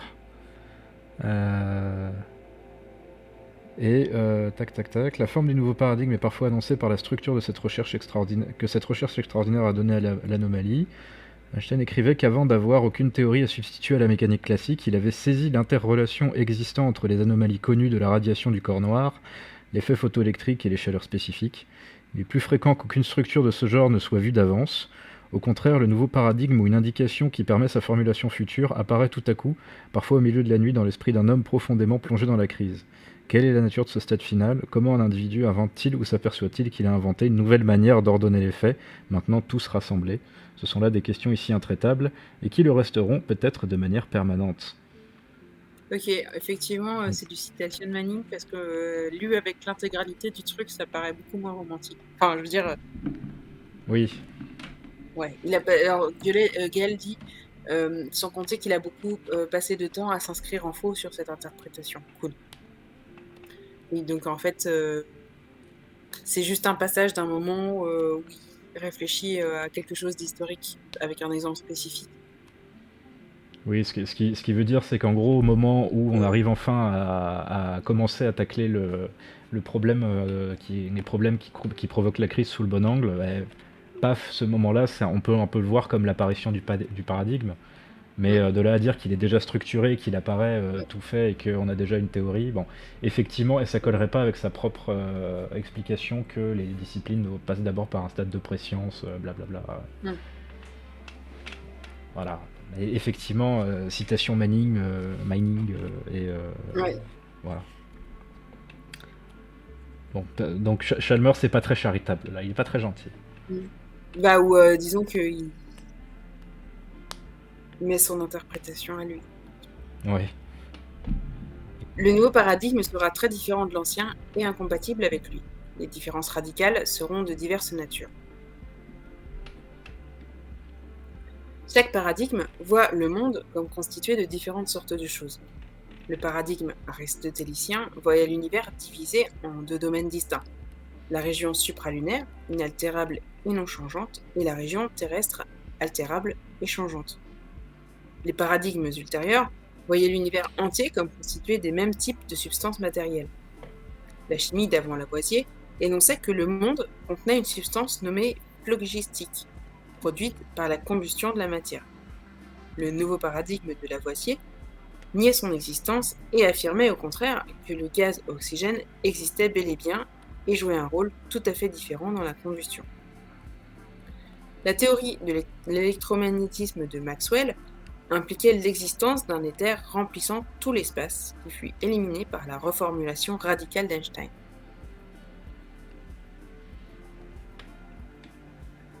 Des paradigmes rivaux considéreront comme légitimes ou sensés différents types de questions. Les questions sur le poids du phlogistique étaient essentielles pour les théoriciens du phlogistique et dénuées de science et dénuées de sens pour Lavoisier. Les questions sur les masses des planètes étaient fondamentales pour les newtoniens et hérétiques aux yeux des aristotéliciens. Le problème de la vitesse de la lumière relativement à l'éther, qui avait un sens profond pour les physiciens pré-einsteiniens, fut éliminé par Einstein. Les paradigmes... Oui. Non, c'est juste ce que j'allais dire, c'est un point qui est assez important et qui est un peu passé rapidement parfois. C'est aussi que ouais, le changement de paradigme et la reformulation des questions modifie les objets avec lesquels on pense les problèmes et parfois change radicalement et l'interprétation et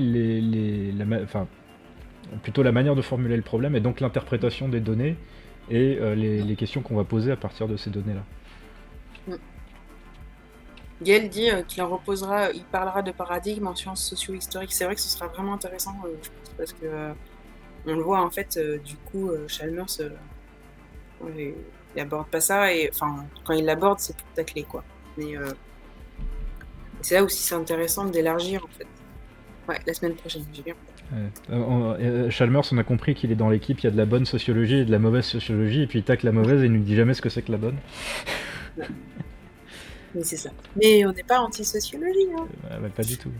Et du coup, ouais, enfin, d'ailleurs, c'est l'occasion de dire qu'avec Gaël, on s'est dit qu'on pourrait alterner une semaine sur deux, comme vous avez commencé à parler d'épistémo de l'histoire. Mais du coup, si ça rebondit sur ce qu'on dit, en plus, c'est d'autant plus intéressant.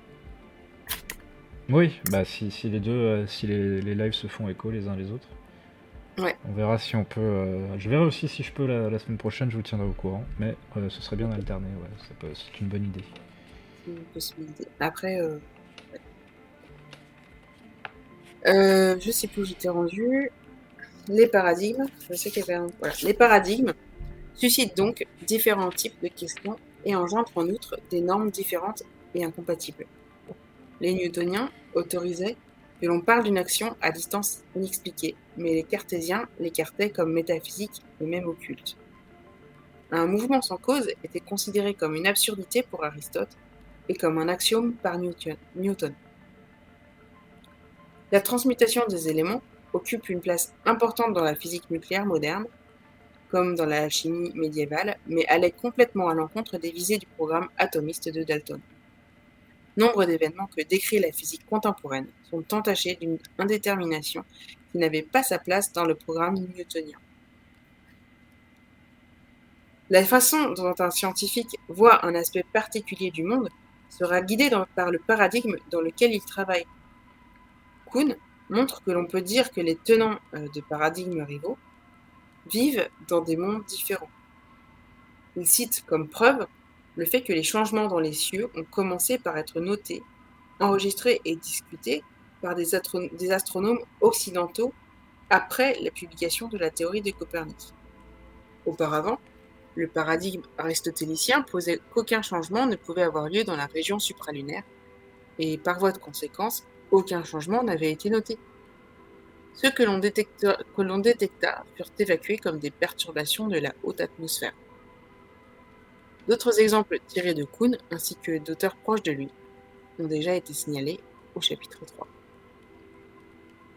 Oui, il a bien précisé occidentaux, parce qu'effectivement, j'imagine que les Mayas ou je sais pas, certaines cultures avaient peut-être des observations différentes. Je suis pas un expert et aujourd'hui en astronomie, il faudra demander à quelqu'un qui s'y connaît un peu mieux, mais je crois qu'effectivement en histoire de l'astronomie, on a pas mal de données qui nous viennent des astronomes chinois qui avaient une grosse culture de l'observation du ciel aussi, et qui eux consignaient des trucs importants qu'on n'avait pas consignés en Europe.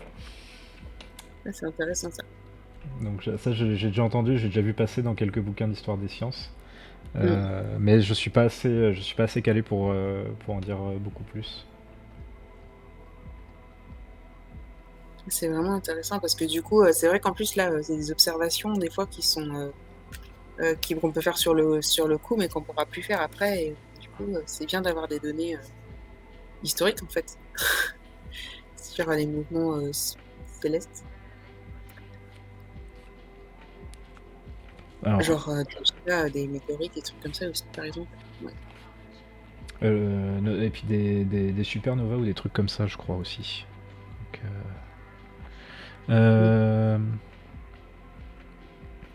alors Tapi Plus qui nous dit ils n'avaient pas de géométrie en Chine apparemment. Ça c'est une affirmation qui me surprend un peu. Donc si tu sais où c'est le nom que tu donnes, Ginny Dam qui en parle aussi. Si tu peux me confirmer ça, je suis curieux, à titre personnel. Et comme vous dites, qui nous dit, vous pourriez demander à étoile, point d'interrogation. Je me demande de qui tu parles. Moi je sais pas, j'ai pas compris. J'ai quelques noms potentiels qui me viennent en tête. Ok. La science chinoise et l'Occident de Nidam. Ok, j'y jetterai un œil sinon ça m'intéresse. Mais c'est sûr que ce serait super intéressant. Ça, c'est des trucs qu'on fait pas beaucoup aussi de comparer. Genre s'il y avait une géométrie quelque part et une autre ailleurs, et que en fait elles ont évolué en parallèle, ce serait super intéressant des trucs comme ça. Sachant qu'aujourd'hui, ouais, la géométrie grecque est quand même le canon, on va dire, occidental. Oui. Enfin, en tout cas, ce qui en descend. Ouais. Moi, ce que je trouvais intéressant aussi, c'était quand on fait de l'histoire des mathématiques avec d'autres cultures, par exemple, je crois que alors, je vais peut-être dire des bêtises, mais je sais plus exactement quel peuple d'Amérique du Sud avait un nombre fini de chiffres. Je crois que c'était les Mayas. Mais je suis pas sûr qu'ils considéraient qu'il y avait pas, que ça leur servait à rien de compter plus loin, mais ils avaient un nombre fini de chiffres et ils disaient qu'il n'y a pas plus de chiffres que ça. D'autres trucs comme ça. Et il y a aussi pas mal de cultures, on va dire plus tribales et isolées, qui ont des systèmes de comptage où c'est genre ils ont quelques chiffres et puis après ils ont un chiffre pour dire l'ordre de la dizaine, cinquantaine, et puis après un chiffre qui veut dire encore plus quoi. Après, ouais, au moment où de toute façon tu peux plus compter, ça sert à rien d'être plus précis que ça, quoi. Et, c'est- En gros. ouais, et ça montre aussi comment la manière dont se développe, on va dire, l'organisation de la connaissance, en tout cas en mathématiques, dépend aussi des besoins, vraiment. Ouais, évidemment, Et, évidemment. et c'est assez enfin, je trouve ça intéressant comme manière d'approcher le truc plutôt que de dire que ouais, effectivement, les mathématiques nous sont tombées dessus, et Mm. on a tout créé. Ouais. Euh, De toute façon, c'est ce qui était auto-évidente, par exemple. Glitch qui me dit les Piralis, ça doit être les Pira A. Je Les sais pas piranhas. exactement comment ça se prononce. Ça doit être ça.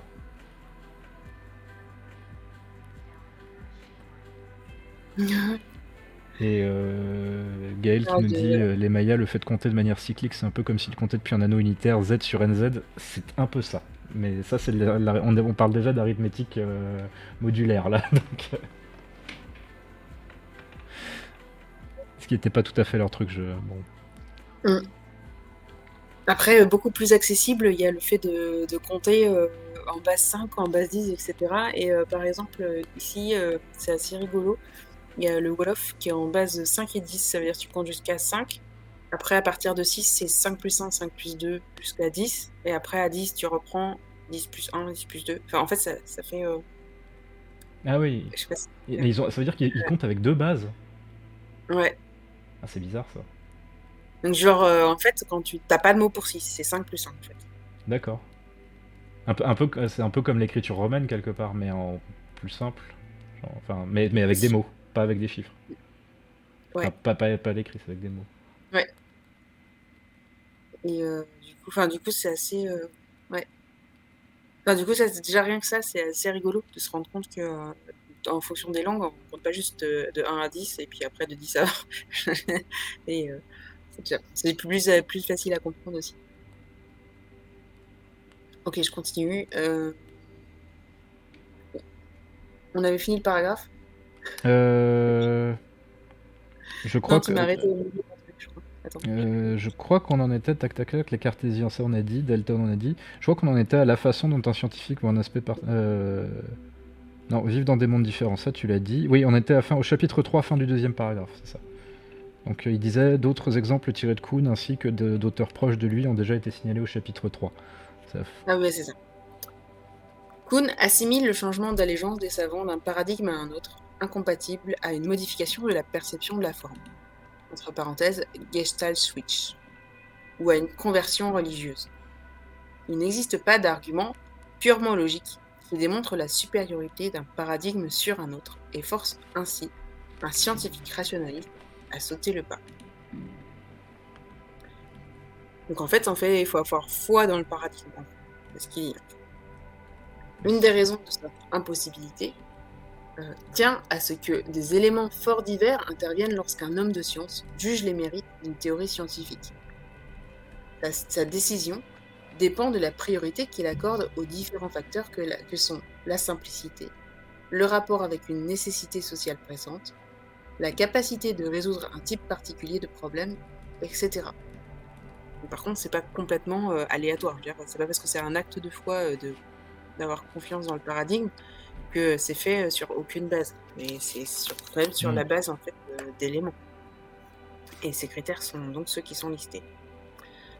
Ainsi, un savant peut être attiré par la théorie de Copernic en raison de la simplicité de certaines de ses caractéristiques mathématiques. Un autre pourra y voir la possibilité de réformer le calendrier. Un autre encore, un troisième, hésitera à adopter la théorie de Copernic parce qu'il s'occupe de mécanique terrestre et sait que la théorie pose des problèmes à cet égard. Un quatrième pourra rejeter le système de Copernic pour des raisons religieuses. À cause du fait que, du coup, il ne met plus la Terre au centre, c'est ça? Par exemple, oui. C'était la grosse source de tension avec l'Église du 16e et 17e, pardon, excusez-moi. Ouais. Et là, en fait, on peut dire oui, mais là, ça, c'est juste de l'obscurantisme. Mais en fait, on a tous des croyances annexes qui n'ont rien à voir avec la théorie qu'on a et qui font que, en fait, ça va impacter, même non religieuses, hein, ça va impacter en fait nos adhésions, en fait, notre propension à adhérer à certaines théories plutôt ou pas, en fait. Oui. Et faut voir aussi que le truc qui est important, c'est que là, Kuhn, il est pas en train de dire que, en gros, quand il y a plusieurs paradigmes, on choisit celui qui nous plaît. Il dit que justement, sur les périodes de tension, il y a des critères extra-scientifiques qui viennent motiver les gens à défendre telle ou telle théorie. Mm. C'est aussi ça le. Ouais. Et c'est pas qu'une question de goût Oui. et de, on va dire, de relativisme justement. Oui. C'est vraiment dire que bah, c'est normal que ça joue, c'est pas juste une question de subjectivité et de manque de rigueur, quoi. Mm. C'est juste, bah, il faut faire des choix, en fait. Et qu'on peut avoir des motivations extra-scientifiques à choisir telle ou telle théorie, à défendre telle ou telle Ouais. théorie. Et, comme il l'a dit, pratiques religieuses, Mm. esthétiques. Voilà. Sachant que sur le plan religieux, à ce moment-là, ils sont tous, pratiquement tous croyants, quoi. Il y a très peu de gens qui sont pas croyants, en fait. Enfin, je veux dire, c'est considéré comme fact qu'il y a des dieux, enfin, globalement, Il y en a au moins un. au moins un. Ouais. Donc, dans un contexte comme ça, en fait, c'est la question c'est pas tellement la question de remettre en question l'existence de Dieu. Ça veut dire qu'il faut si on, comment dire, si on renonce à certaines choses, ça veut dire qu'il y a d'autres choses qu'il va falloir modifier, quoi, en fait. Voilà. Remettre en question plus loin, quoi. C'est un effet domino, quoi. Et d'ailleurs, c'est pour ça que une des manières que Galilée a eu de défendre mince, sa théorie, ça a été aussi de jouer sur les interprétations des Écritures. Et c'est d'ailleurs ce qui l'a mis un peu dans la sauce à la fin dans sa lettre à mince, je sais plus quelle princesse italienne ou autrichienne, je ne sais plus. Mais il y a un moment célèbre où justement mince, il y a un passage de la Bible qui est je ne sais plus quelle bataille durant laquelle le personnage demande à Dieu d'arrêter le soleil dans le ciel et je sais plus exactement pour quelle raison, mais Galilée, oui, c'était une princesse autrichienne, ça devait être ça. Et Galilée justifie ça en disant que ça validait la théorie de Copernic. Je ne sais plus exactement pour quelle raison, et c'est le fait de faire de l'exégèse comme ça à la sauvage alors qu'il n'était pas religieux qui a commencé à le mettre dans la sauce, ou en tout cas qui a servi de prétexte pour qu'on le mette dans la sauce. D'accord. Alors c'est peut-être la princesse Habsbourg de l'époque, je ne sais pas, je ne sais plus. Habsbourg. On a, je te dis juste qu'on a plein de messages dans le chat. Melkor qui nous mentionne qu'on compterait encore en base complémentant 20. Ça montre au contraire que les Gaulois aiment pas les doigts. Ah oui, ça c'est la suite des blagues sur les doigts de pied. Mais qui nous dit que les études sur la perception des quantités en euros montrent qu'on sait dénombrer les objets sans réfléchir jusqu'à 5. C'est intéressant comme information. Et Glitch qui nous dit que les Piraya, donc je sais pas exactement si ça se prononce comme ça, mais ils ont des termes respectifs pour distinguer petite, moyenne et grande quantité. S'il dit pas de bêtises, à part ça, pas de nombre. Donc c'était peut-être pas la... Moi j'avais un souvenir de tribus qui comptaient quand même quelques valeurs avant de dire très grand. Mais je confirme, j'ai entendu la même chose sur la perception des quantités. Il y a un stade à partir duquel il faut qu'on se mette à compter pour être sûr. Et en dessous Okay. de 5, moi j'avais entendu 4. Ok. Une seconde raison pour laquelle il n'existe pas de démonstration imposée par la logique pour établir la supériorité d'un paradigme sur un autre vient du fait que les tenants de paradigmes rivaux souscrivent à différents jeux de normes, principes métaphysiques, etc. Jugé selon ses propres normes, le paradigme A peut être jugé supérieur au paradigme B. Mais cette appréciation peut s'inverser si on utilise les normes du paradigme B comme prémisse. La conclusion d'un argument ne s'impose que si des prémices sont acceptées. Les tenants de paradigmes rivaux n'accepteront pas les prémices de l'autre camp et ne seront donc pas nécessairement convaincus par leurs arguments. C'est pour ce genre de raison que Kuhn compare les révolutions scientifiques aux révolutions politiques. Puisque les révolutions politiques visent à changer les institutions par des procédés que ces institutions elles-mêmes interdisent. Dans le sens où si on prend la révolution de 1789, le fait de renverser la monarchie, c'était forcément avec des moyens que la monarchie interdisait. Donc en fait, le nouveau paradigme autorise des choses différentes de ce qui du paradigme qui le renverse, quoi. La conclusion d'un argument ne s'impose que si ses prémices sont acceptées. Ça, tu l'as Voilà, dit, je crois. c'est pour ce genre de raison que Kuhn compare les révolutions scientifiques je suis mince, je vais encore dire ça. Ouais, plus loin encore. Puisque les révolutions politiques visent à changer les institutions par des procédés que ces institutions elles-mêmes interdisent, tout recours politique échoue. De la même façon, le choix entre paradigmes concurrents s'avère être un choix entre des modes de vie de la communauté qui sont incompatibles, et aucun argument ne saurait être rendu contraignant sur le plan de la logique ou même des probabilités. Oui, c'est comme si le monarque il disait non mais attendez, vous pouvez pas me couper la tête parce qu'en fait c'est interdit par la loi. Le même monarchie, l'autre dit mais on s'en fout en fait de ta loi. C'est ça. La loi, elle a changé. Désolé. Elle a changé. Tant pis pour toi. Cela ne signifie pas pour autant que les divers arguments ne compteront pas parmi les facteurs les plus importants qui influencent les décisions des scientifiques. Du point de vue de Kuhn, le type de facteur qui contribue dans les faits à faire changer les scientifiques de paradigme est un sujet de recherche psychologique et sociologique. Est-ce que Gaël nous dit ah non mais attendez, cette histoire de coupage de tête de roi c'est beaucoup plus important et intéressant que ça. Je ne pense pas le contraire, mais c'était une image. C'était une courte image. Ok. Donc, du coup, tu as le droit d'en parler la prochaine fois. oui, note sur un papier, note dans un fichier texte, oui, je ne sais pas. Okay. Si tu veux en parler, on en parlera la prochaine fois.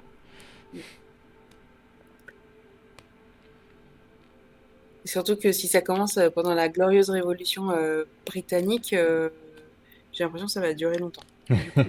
Une énorme parenthèse. Oui. Mais par contre, ouais. C'est ça qui pose la base du principe de souveraineté moderne. Oui, mais du coup, c'est même hors du... C'est très intéressant et très important, mais du coup, c'est une vraie digression par rapport au sujet de ce live. Je crois, si j'ai bien compris. Je continue ? Oui, je répondrai tout à l'heure à ce que Melkor dit. Okay. Il y a un enchevêtrement de raisons qui explique pourquoi un paradigme est en concurrence avec un autre. Il n'y a pas d'argument logiquement contraignant qui dicte à un scientifique d'abandonner un paradigme au profit d'un autre. Il n'y a pas de critère unique indiquant à un scientifique comment juger les mérites ou les promesses d'un paradigme. Qui plus est, les tenants de programmes concurrents souscriront à différents jeux de normes et verront même le monde de différentes façons et le décriront avec différents langages.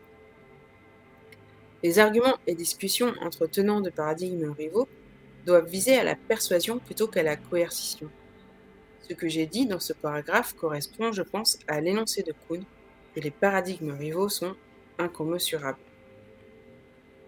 Une révolution scientifique signifie l'abandon d'un paradigme et l'adoption d'un nouveau, non par un savant isolé, mais par la communauté scientifique concernée dans son ensemble. À mesure que davantage de savants se convertissent, pour diverses raisons, au nouveau paradigme, il se produit une modification croissante de la distribution des persuasions professionnelles. Si la révolution est victorieuse, cette modification va faire tache d'huile jusqu'à concerner la majorité de la communauté scientifique, ne laissant à l'écart qu'une poignée de dissidents. Ceux-ci seront exclus de la communauté scientifique nouvelle et pourront peut-être trouver refuge dans un département de philosophie. Dans les deux cas,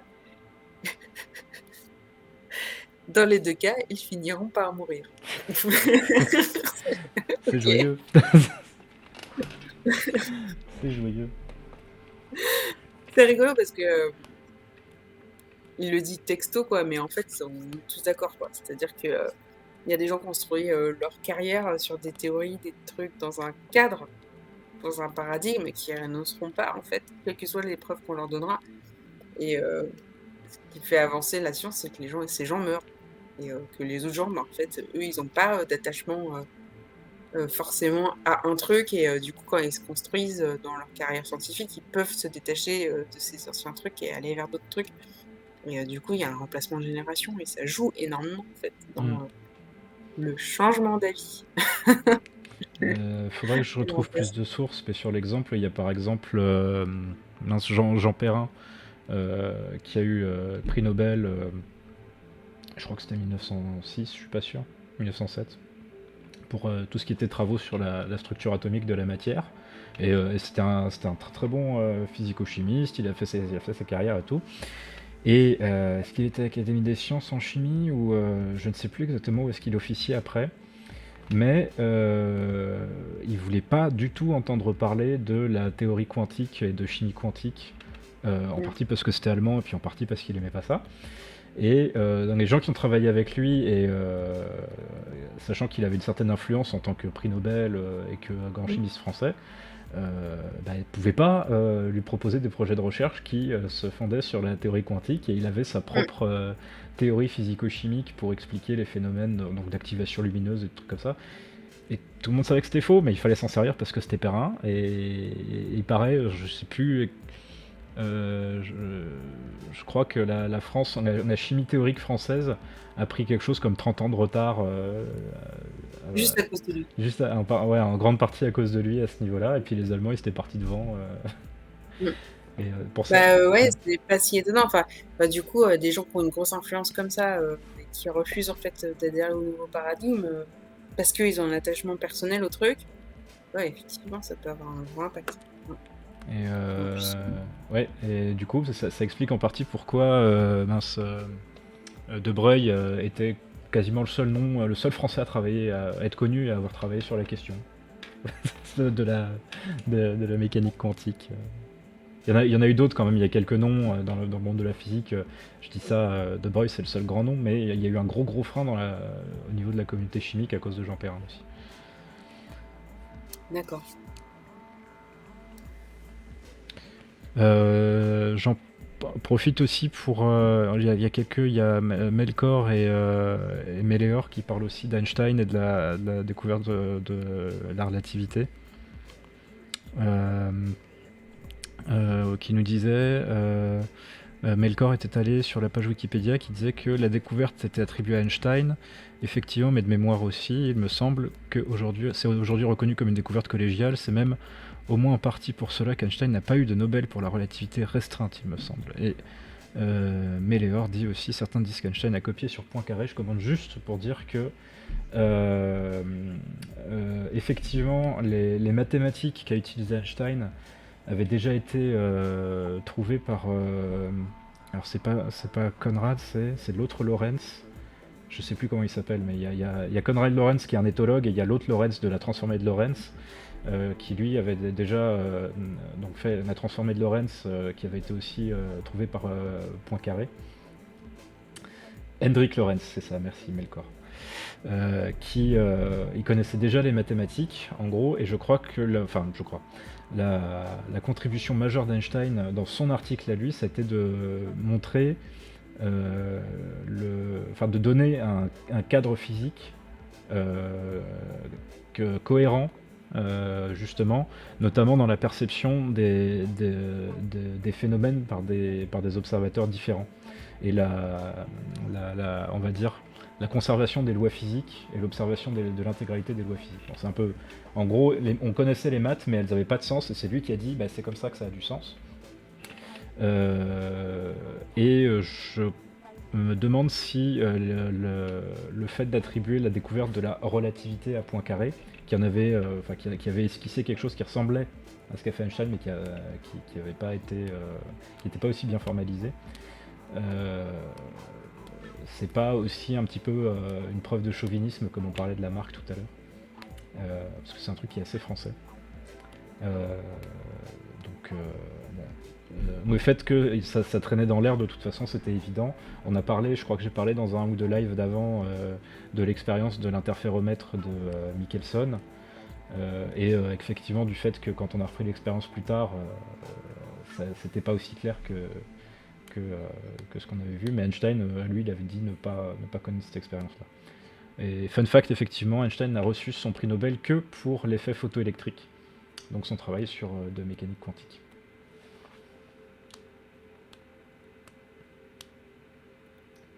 Ok. Melkor dit, il mentionne aussi que ce prix n'étant en principe jamais accordé à une théorie pure. Tu parles du prix Nobel? Parce qu'effectivement, peut-être que oui. Bah, généralement, ça récompense aussi des carrières, donc maintenant. Donc,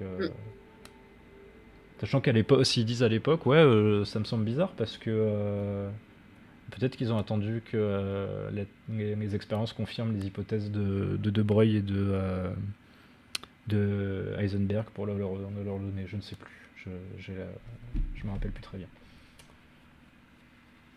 Mais donc voilà, c'était juste pour préciser ce point sur Einstein dont ça parlait dans le chat. Ouais.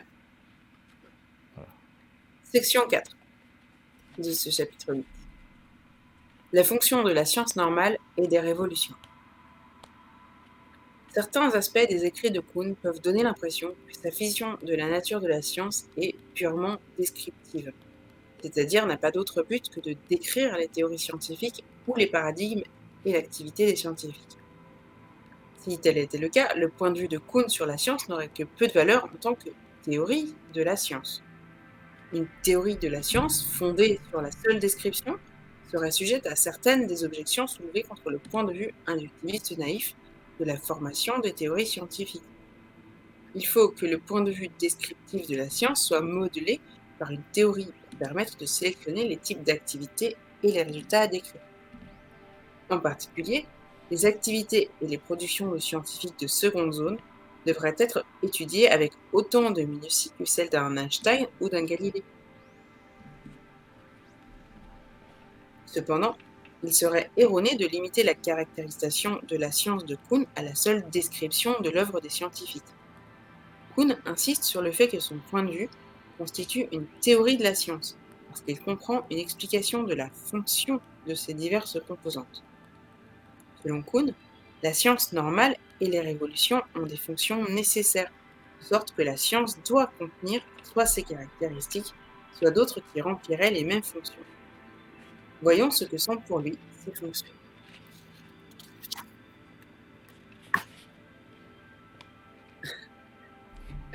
Juste un truc sur les révolutions scientifiques et la science normale. Donc la science normale, c'est quand en fait on construit au sein du paradigme. Les révolutions, c'est entre les paradigmes, il y a des crises et ça peut conduire à des révolutions. Et en fait, les deux, en fait, il y a une croyance un peu que les moments de crise, de révolution et de changement de paradigme, c'est les moments où la science progresse et que la science normale, on cherche, mais on ne trouve pas. Mais c'est pas ça en fait. La science normale, il y a vraiment des progrès en fait en termes de compréhension de plein de choses en fait au sein du paradigme. Et en fait, on construit énormément en fait dans les moments de science normale et en fait dans les moments de crise, on hésite et dans les moments de révolution, en fait, on change de paradigme. Il y a plein de trucs qu'on comprend plus. Donc en fait, c'est plutôt une ouverture vers autre chose, mais ça peut être un sentiment de retour en arrière aussi en termes de compréhension. On réécrit le manuel. Ouais. Donc on part à zéro du échec. Donc en fait, c'est pas forcément révolution égale progrès versus science normale égale stagnation. C'est pas ça. Et d'ailleurs, effectivement, le passage de Chalmers, je trouve un peu bizarre, surtout sur la fin du premier paragraphe, là où il dit en particulier, les activités et les productions scientifiques de seconde zone devraient être étudiées avec autant de minutie que celles d'un Einstein ou d'un Galilée. Et alors, d'une part, effectivement, c'est ce que font beaucoup d'historiens des sciences. Quand ils se concentrent sur tel type qui était paumé au Xe siècle dans telle région machin, mais qui travaillait sur un truc complètement obscur. Il y a plein de gens qui bossent sur des trucs comme ça. J'en ai une en tête, mais surtout il y a je prends souvent l'exemple de comment il s'appelle, Newman, l'historien de la chimie. Lui, il fait justement ce genre de travail maintenant. C'est ça qui est rigolo. Enfin, qui est rigolo. Genre, il dit ah, il faudrait le faire. Bah, il y a des gens qui le font en fait. C'est ça. Alors, je sais pas dans quelle mesure les gens que je connais sont couniens, mais tous les historiens ne se limitent pas à parler de Galilée et d'Einstein. Ouais. Les sciences, quoi. Donc, Il y a Gaël qui précise, on repart pas vraiment à zéro à chaque paradigme, par contre, et que c'est important de le dire, parce que une critique courante de Hakoun, Fait Hakoun, faites en à fait, Kuhn, ouais. qu'il sous-estimerait ce qui est conservé d'un paradigme à d'autres. Mais en fait, même chez lui, il y a quand même l'idée d'une progression dans les changements de paradigme. Ça veut dire qu'on ne met pas tout à la poubelle, en fait.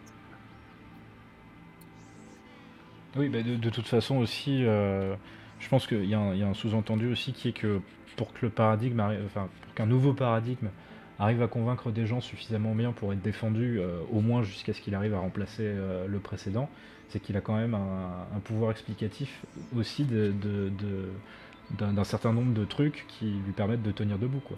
Dans le sens, il ne sert pas que à résoudre une crise. Mm. Il dit c'est une critique fondée quand même et au minimum elle se dit. Les périodes de sciences normales fournissent l'occasion aux scientifiques d'approfondir une théorie dans le détail. Œuvrant à l'intérieur d'un paradigme dont ils tiennent les fondements pour acquis, ils sont alors capables d'effectuer le rigoureux travail théorique et expérimental nécessaire pour améliorer le degré d'adéquation entre le paradigme et la nature. C'est parce qu'ils font confiance à l'adéquation d'un paradigme que les savants décident de consacrer leur énergie aux tentatives de résoudre les énigmes de détail qui se présentent à eux à l'intérieur du paradigme, et non d'engager des querelles sur la légitimité des hypothèses et des méthodes fondamentales. Il est nécessaire que la science normale soit dans une large mesure non critique. Si tous les scientifiques passaient leur temps à critiquer toutes les parties du cadre conceptuel dans lequel ils travaillent, aucune recherche approfondie ne pourrait se faire. Si tous les scientifiques étaient et restaient des hommes de sciences normales, cela aurait pour conséquence que chaque discipline confinée à un paradigme unique ne progresserait jamais au-delà. Cela constituerait un sérieux handicap du point de vue de Kuhn. Un paradigme incarne un cadre conceptuel particulier à travers lequel on voit et on décrit le monde et un jeu particulier de techniques expérimentales et théoriques pour faire correspondre le paradigme avec la nature. Mais il n'y a pas de raison a priori de s'attendre à ce qu'un paradigme soit parfait ou même le meilleur disponible. Il n'existe aucune procédure inductive permettant d'aboutir à des paradigmes parfaitement adéquats. Par conséquent, la science doit contenir en elle un moyen de rompre avec un paradigme pour passer à un autre, meilleur que le premier. Telle est la fonction des révolutions. Tous les paradigmes seront inadéquats dans une certaine mesure en ce qui concerne leur correspondance avec la nature. Quand l'inadéquation devient grave, autrement dit quand une crise se déclenche, il est essentiel pour que la science puisse effectivement progresser d'en passer par la phase révolutionnaire et de remplacer l'entièreté du paradigme par un autre. Kuhn oppose donc un progrès par des révolutions au progrès cumulatif cher aux inductivistes. Selon ces derniers, le savoir scientifique croît continuellement au fur et à mesure que s'accumulent les observations, permettant la formation de nouveaux concepts, l'affinement des anciens et la découverte des nouvelles relations donnant lieu à des lois. Du point de vue particulier de Kuhn, cette vision est erronée parce qu'elle amène à ignorer le rôle joué par les paradigmes pour guider l'observation et l'expérience. C'est précisément en raison de leur rôle persuasif sur la discipline scientifique qui se pratique en leur sein que le remplacement d'un paradigme par un autre doit être révolutionnaire. Une autre fonction présente chez Kuhn vaut d'être mentionnée. Les paradigmes de Kuhn ne sont pas précis au point d'être remplacés par une série explicite de règles, comme cela a été mentionné plus haut. Différents savants ou groupes de savants peuvent interpréter et appliquer le paradigme de plusieurs façons différentes. Confrontés à la même situation, tous les scientifiques n'en tireront pas la même décision ou n'adopteront pas la même stratégie. Cela a l'avantage de multiplier le nombre de stratégies essayées. Les risques sont donc distribués à travers la communauté scientifique et les chances de succès à long terme en sont augmentées. Comment le groupe pourrait-il, dans sa totalité, assurer l'assise de ses paris se demande Kuhn. Voilà, et on arrive à la fin du chapitre 8. Donc, la référence majeure de ce chapitre, c'est l'ouvrage de Kuhn, La structure des révolutions scientifiques. J'ai cette jolie édition que j'ai sortie tout à l'heure pour en chercher l'extrait. Voilà. Alors, tac, on en arrive à quasiment 2 heures de live. Ouais, c'est déjà pas mal. Et c'est déjà pas mal. Et je crois qu'on a un chapitre qui nous attend qui s'appelle Rationalisme et relativisme. Donc sur lequel on pourra probablement discuter pas mal. Avant de parler objectivisme pour le chapitre 10. Voilà, je tease un peu.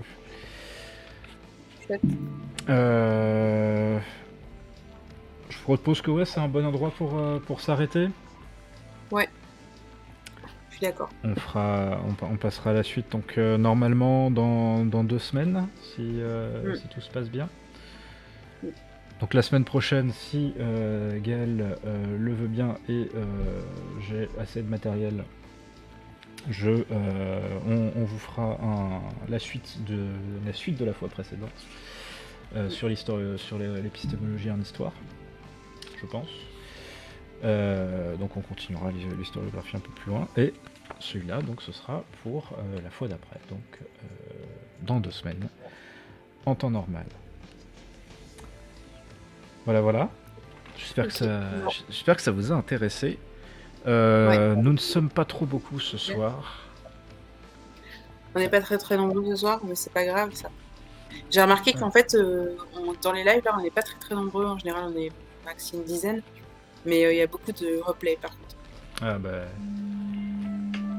Hop. Et bah effectivement, il faut vraiment que je me décide, que je trouve le temps pour faire les mini-montages que je veux faire et mettre les épisodes en ligne. Ouais. Tu veux faire beaucoup de coupures et tout ça, faut peut-être pas trop, être moins ambitieux, je sais pas. Ouais, c'est un peu ça le problème, mais sinon je les mets en ligne et bon bref, je les mets juste en ligne comme ça, Aziz, et puis... Ouais, c'est ça. Peut-être être un peu moins ambitieux, des fois ça permet de faire. Ouais, je vais essayer de faire ça parce que là j'en ai beaucoup trop en retard et il faudra que je fasse. Bref, on va commencer, on s'arrêter là, on va pas tarder à couper. J'ai vu qu'il y a... Tac, Gaël qui nous dit, par contre, comme le travail qu'on fait sur l'épistémologie d'histoire est très théorique et se construit par étapes, il faudrait que notre fois précédente soit en ligne rapidement. Je fais ça. Oui, je fais ça, j'ai pas beaucoup de travail pour celui-là, donc je vais juste coller les 2 morceaux que ça nous a fait et je le mets en ligne soon. Oui. Est-ce que on en profite pour envoyer les quelques personnes qui sont là, qui voudraient quelque part? Je crois qu'il y a Joyeux Sociologue ou Al 236 qui sont en ligne ce soir. Ah bah, pour une fois. Et voilà. Donc une petite préférence ou sinon on coupe juste, c'est vous qui voyez. Ah, il y a Antipatriarcam aussi. Ah ouais, bah ouais. Ah bah vas-y, let's go pour Antipatriarcam. Ouais. Et on espère que ça vous a plu. De rien, si ça vous a plu, ça nous fait plaisir. Et on va vous envoyer chez elle. Patriarcam. Hop, just chatting, oui, bon. Tchac, je prépare ça. Je vous envoie, ça devrait pas tarder à partir. Et je vous dis à très très bientôt. Et à bientôt. Bonne soirée. Bye bye. Ciao. Hop. Ça devrait partir dans une dizaine de secondes, mais en gros on s'est déjà dit au revoir. Voilà. Et bonsoir le canard. Bonne nuit à tous.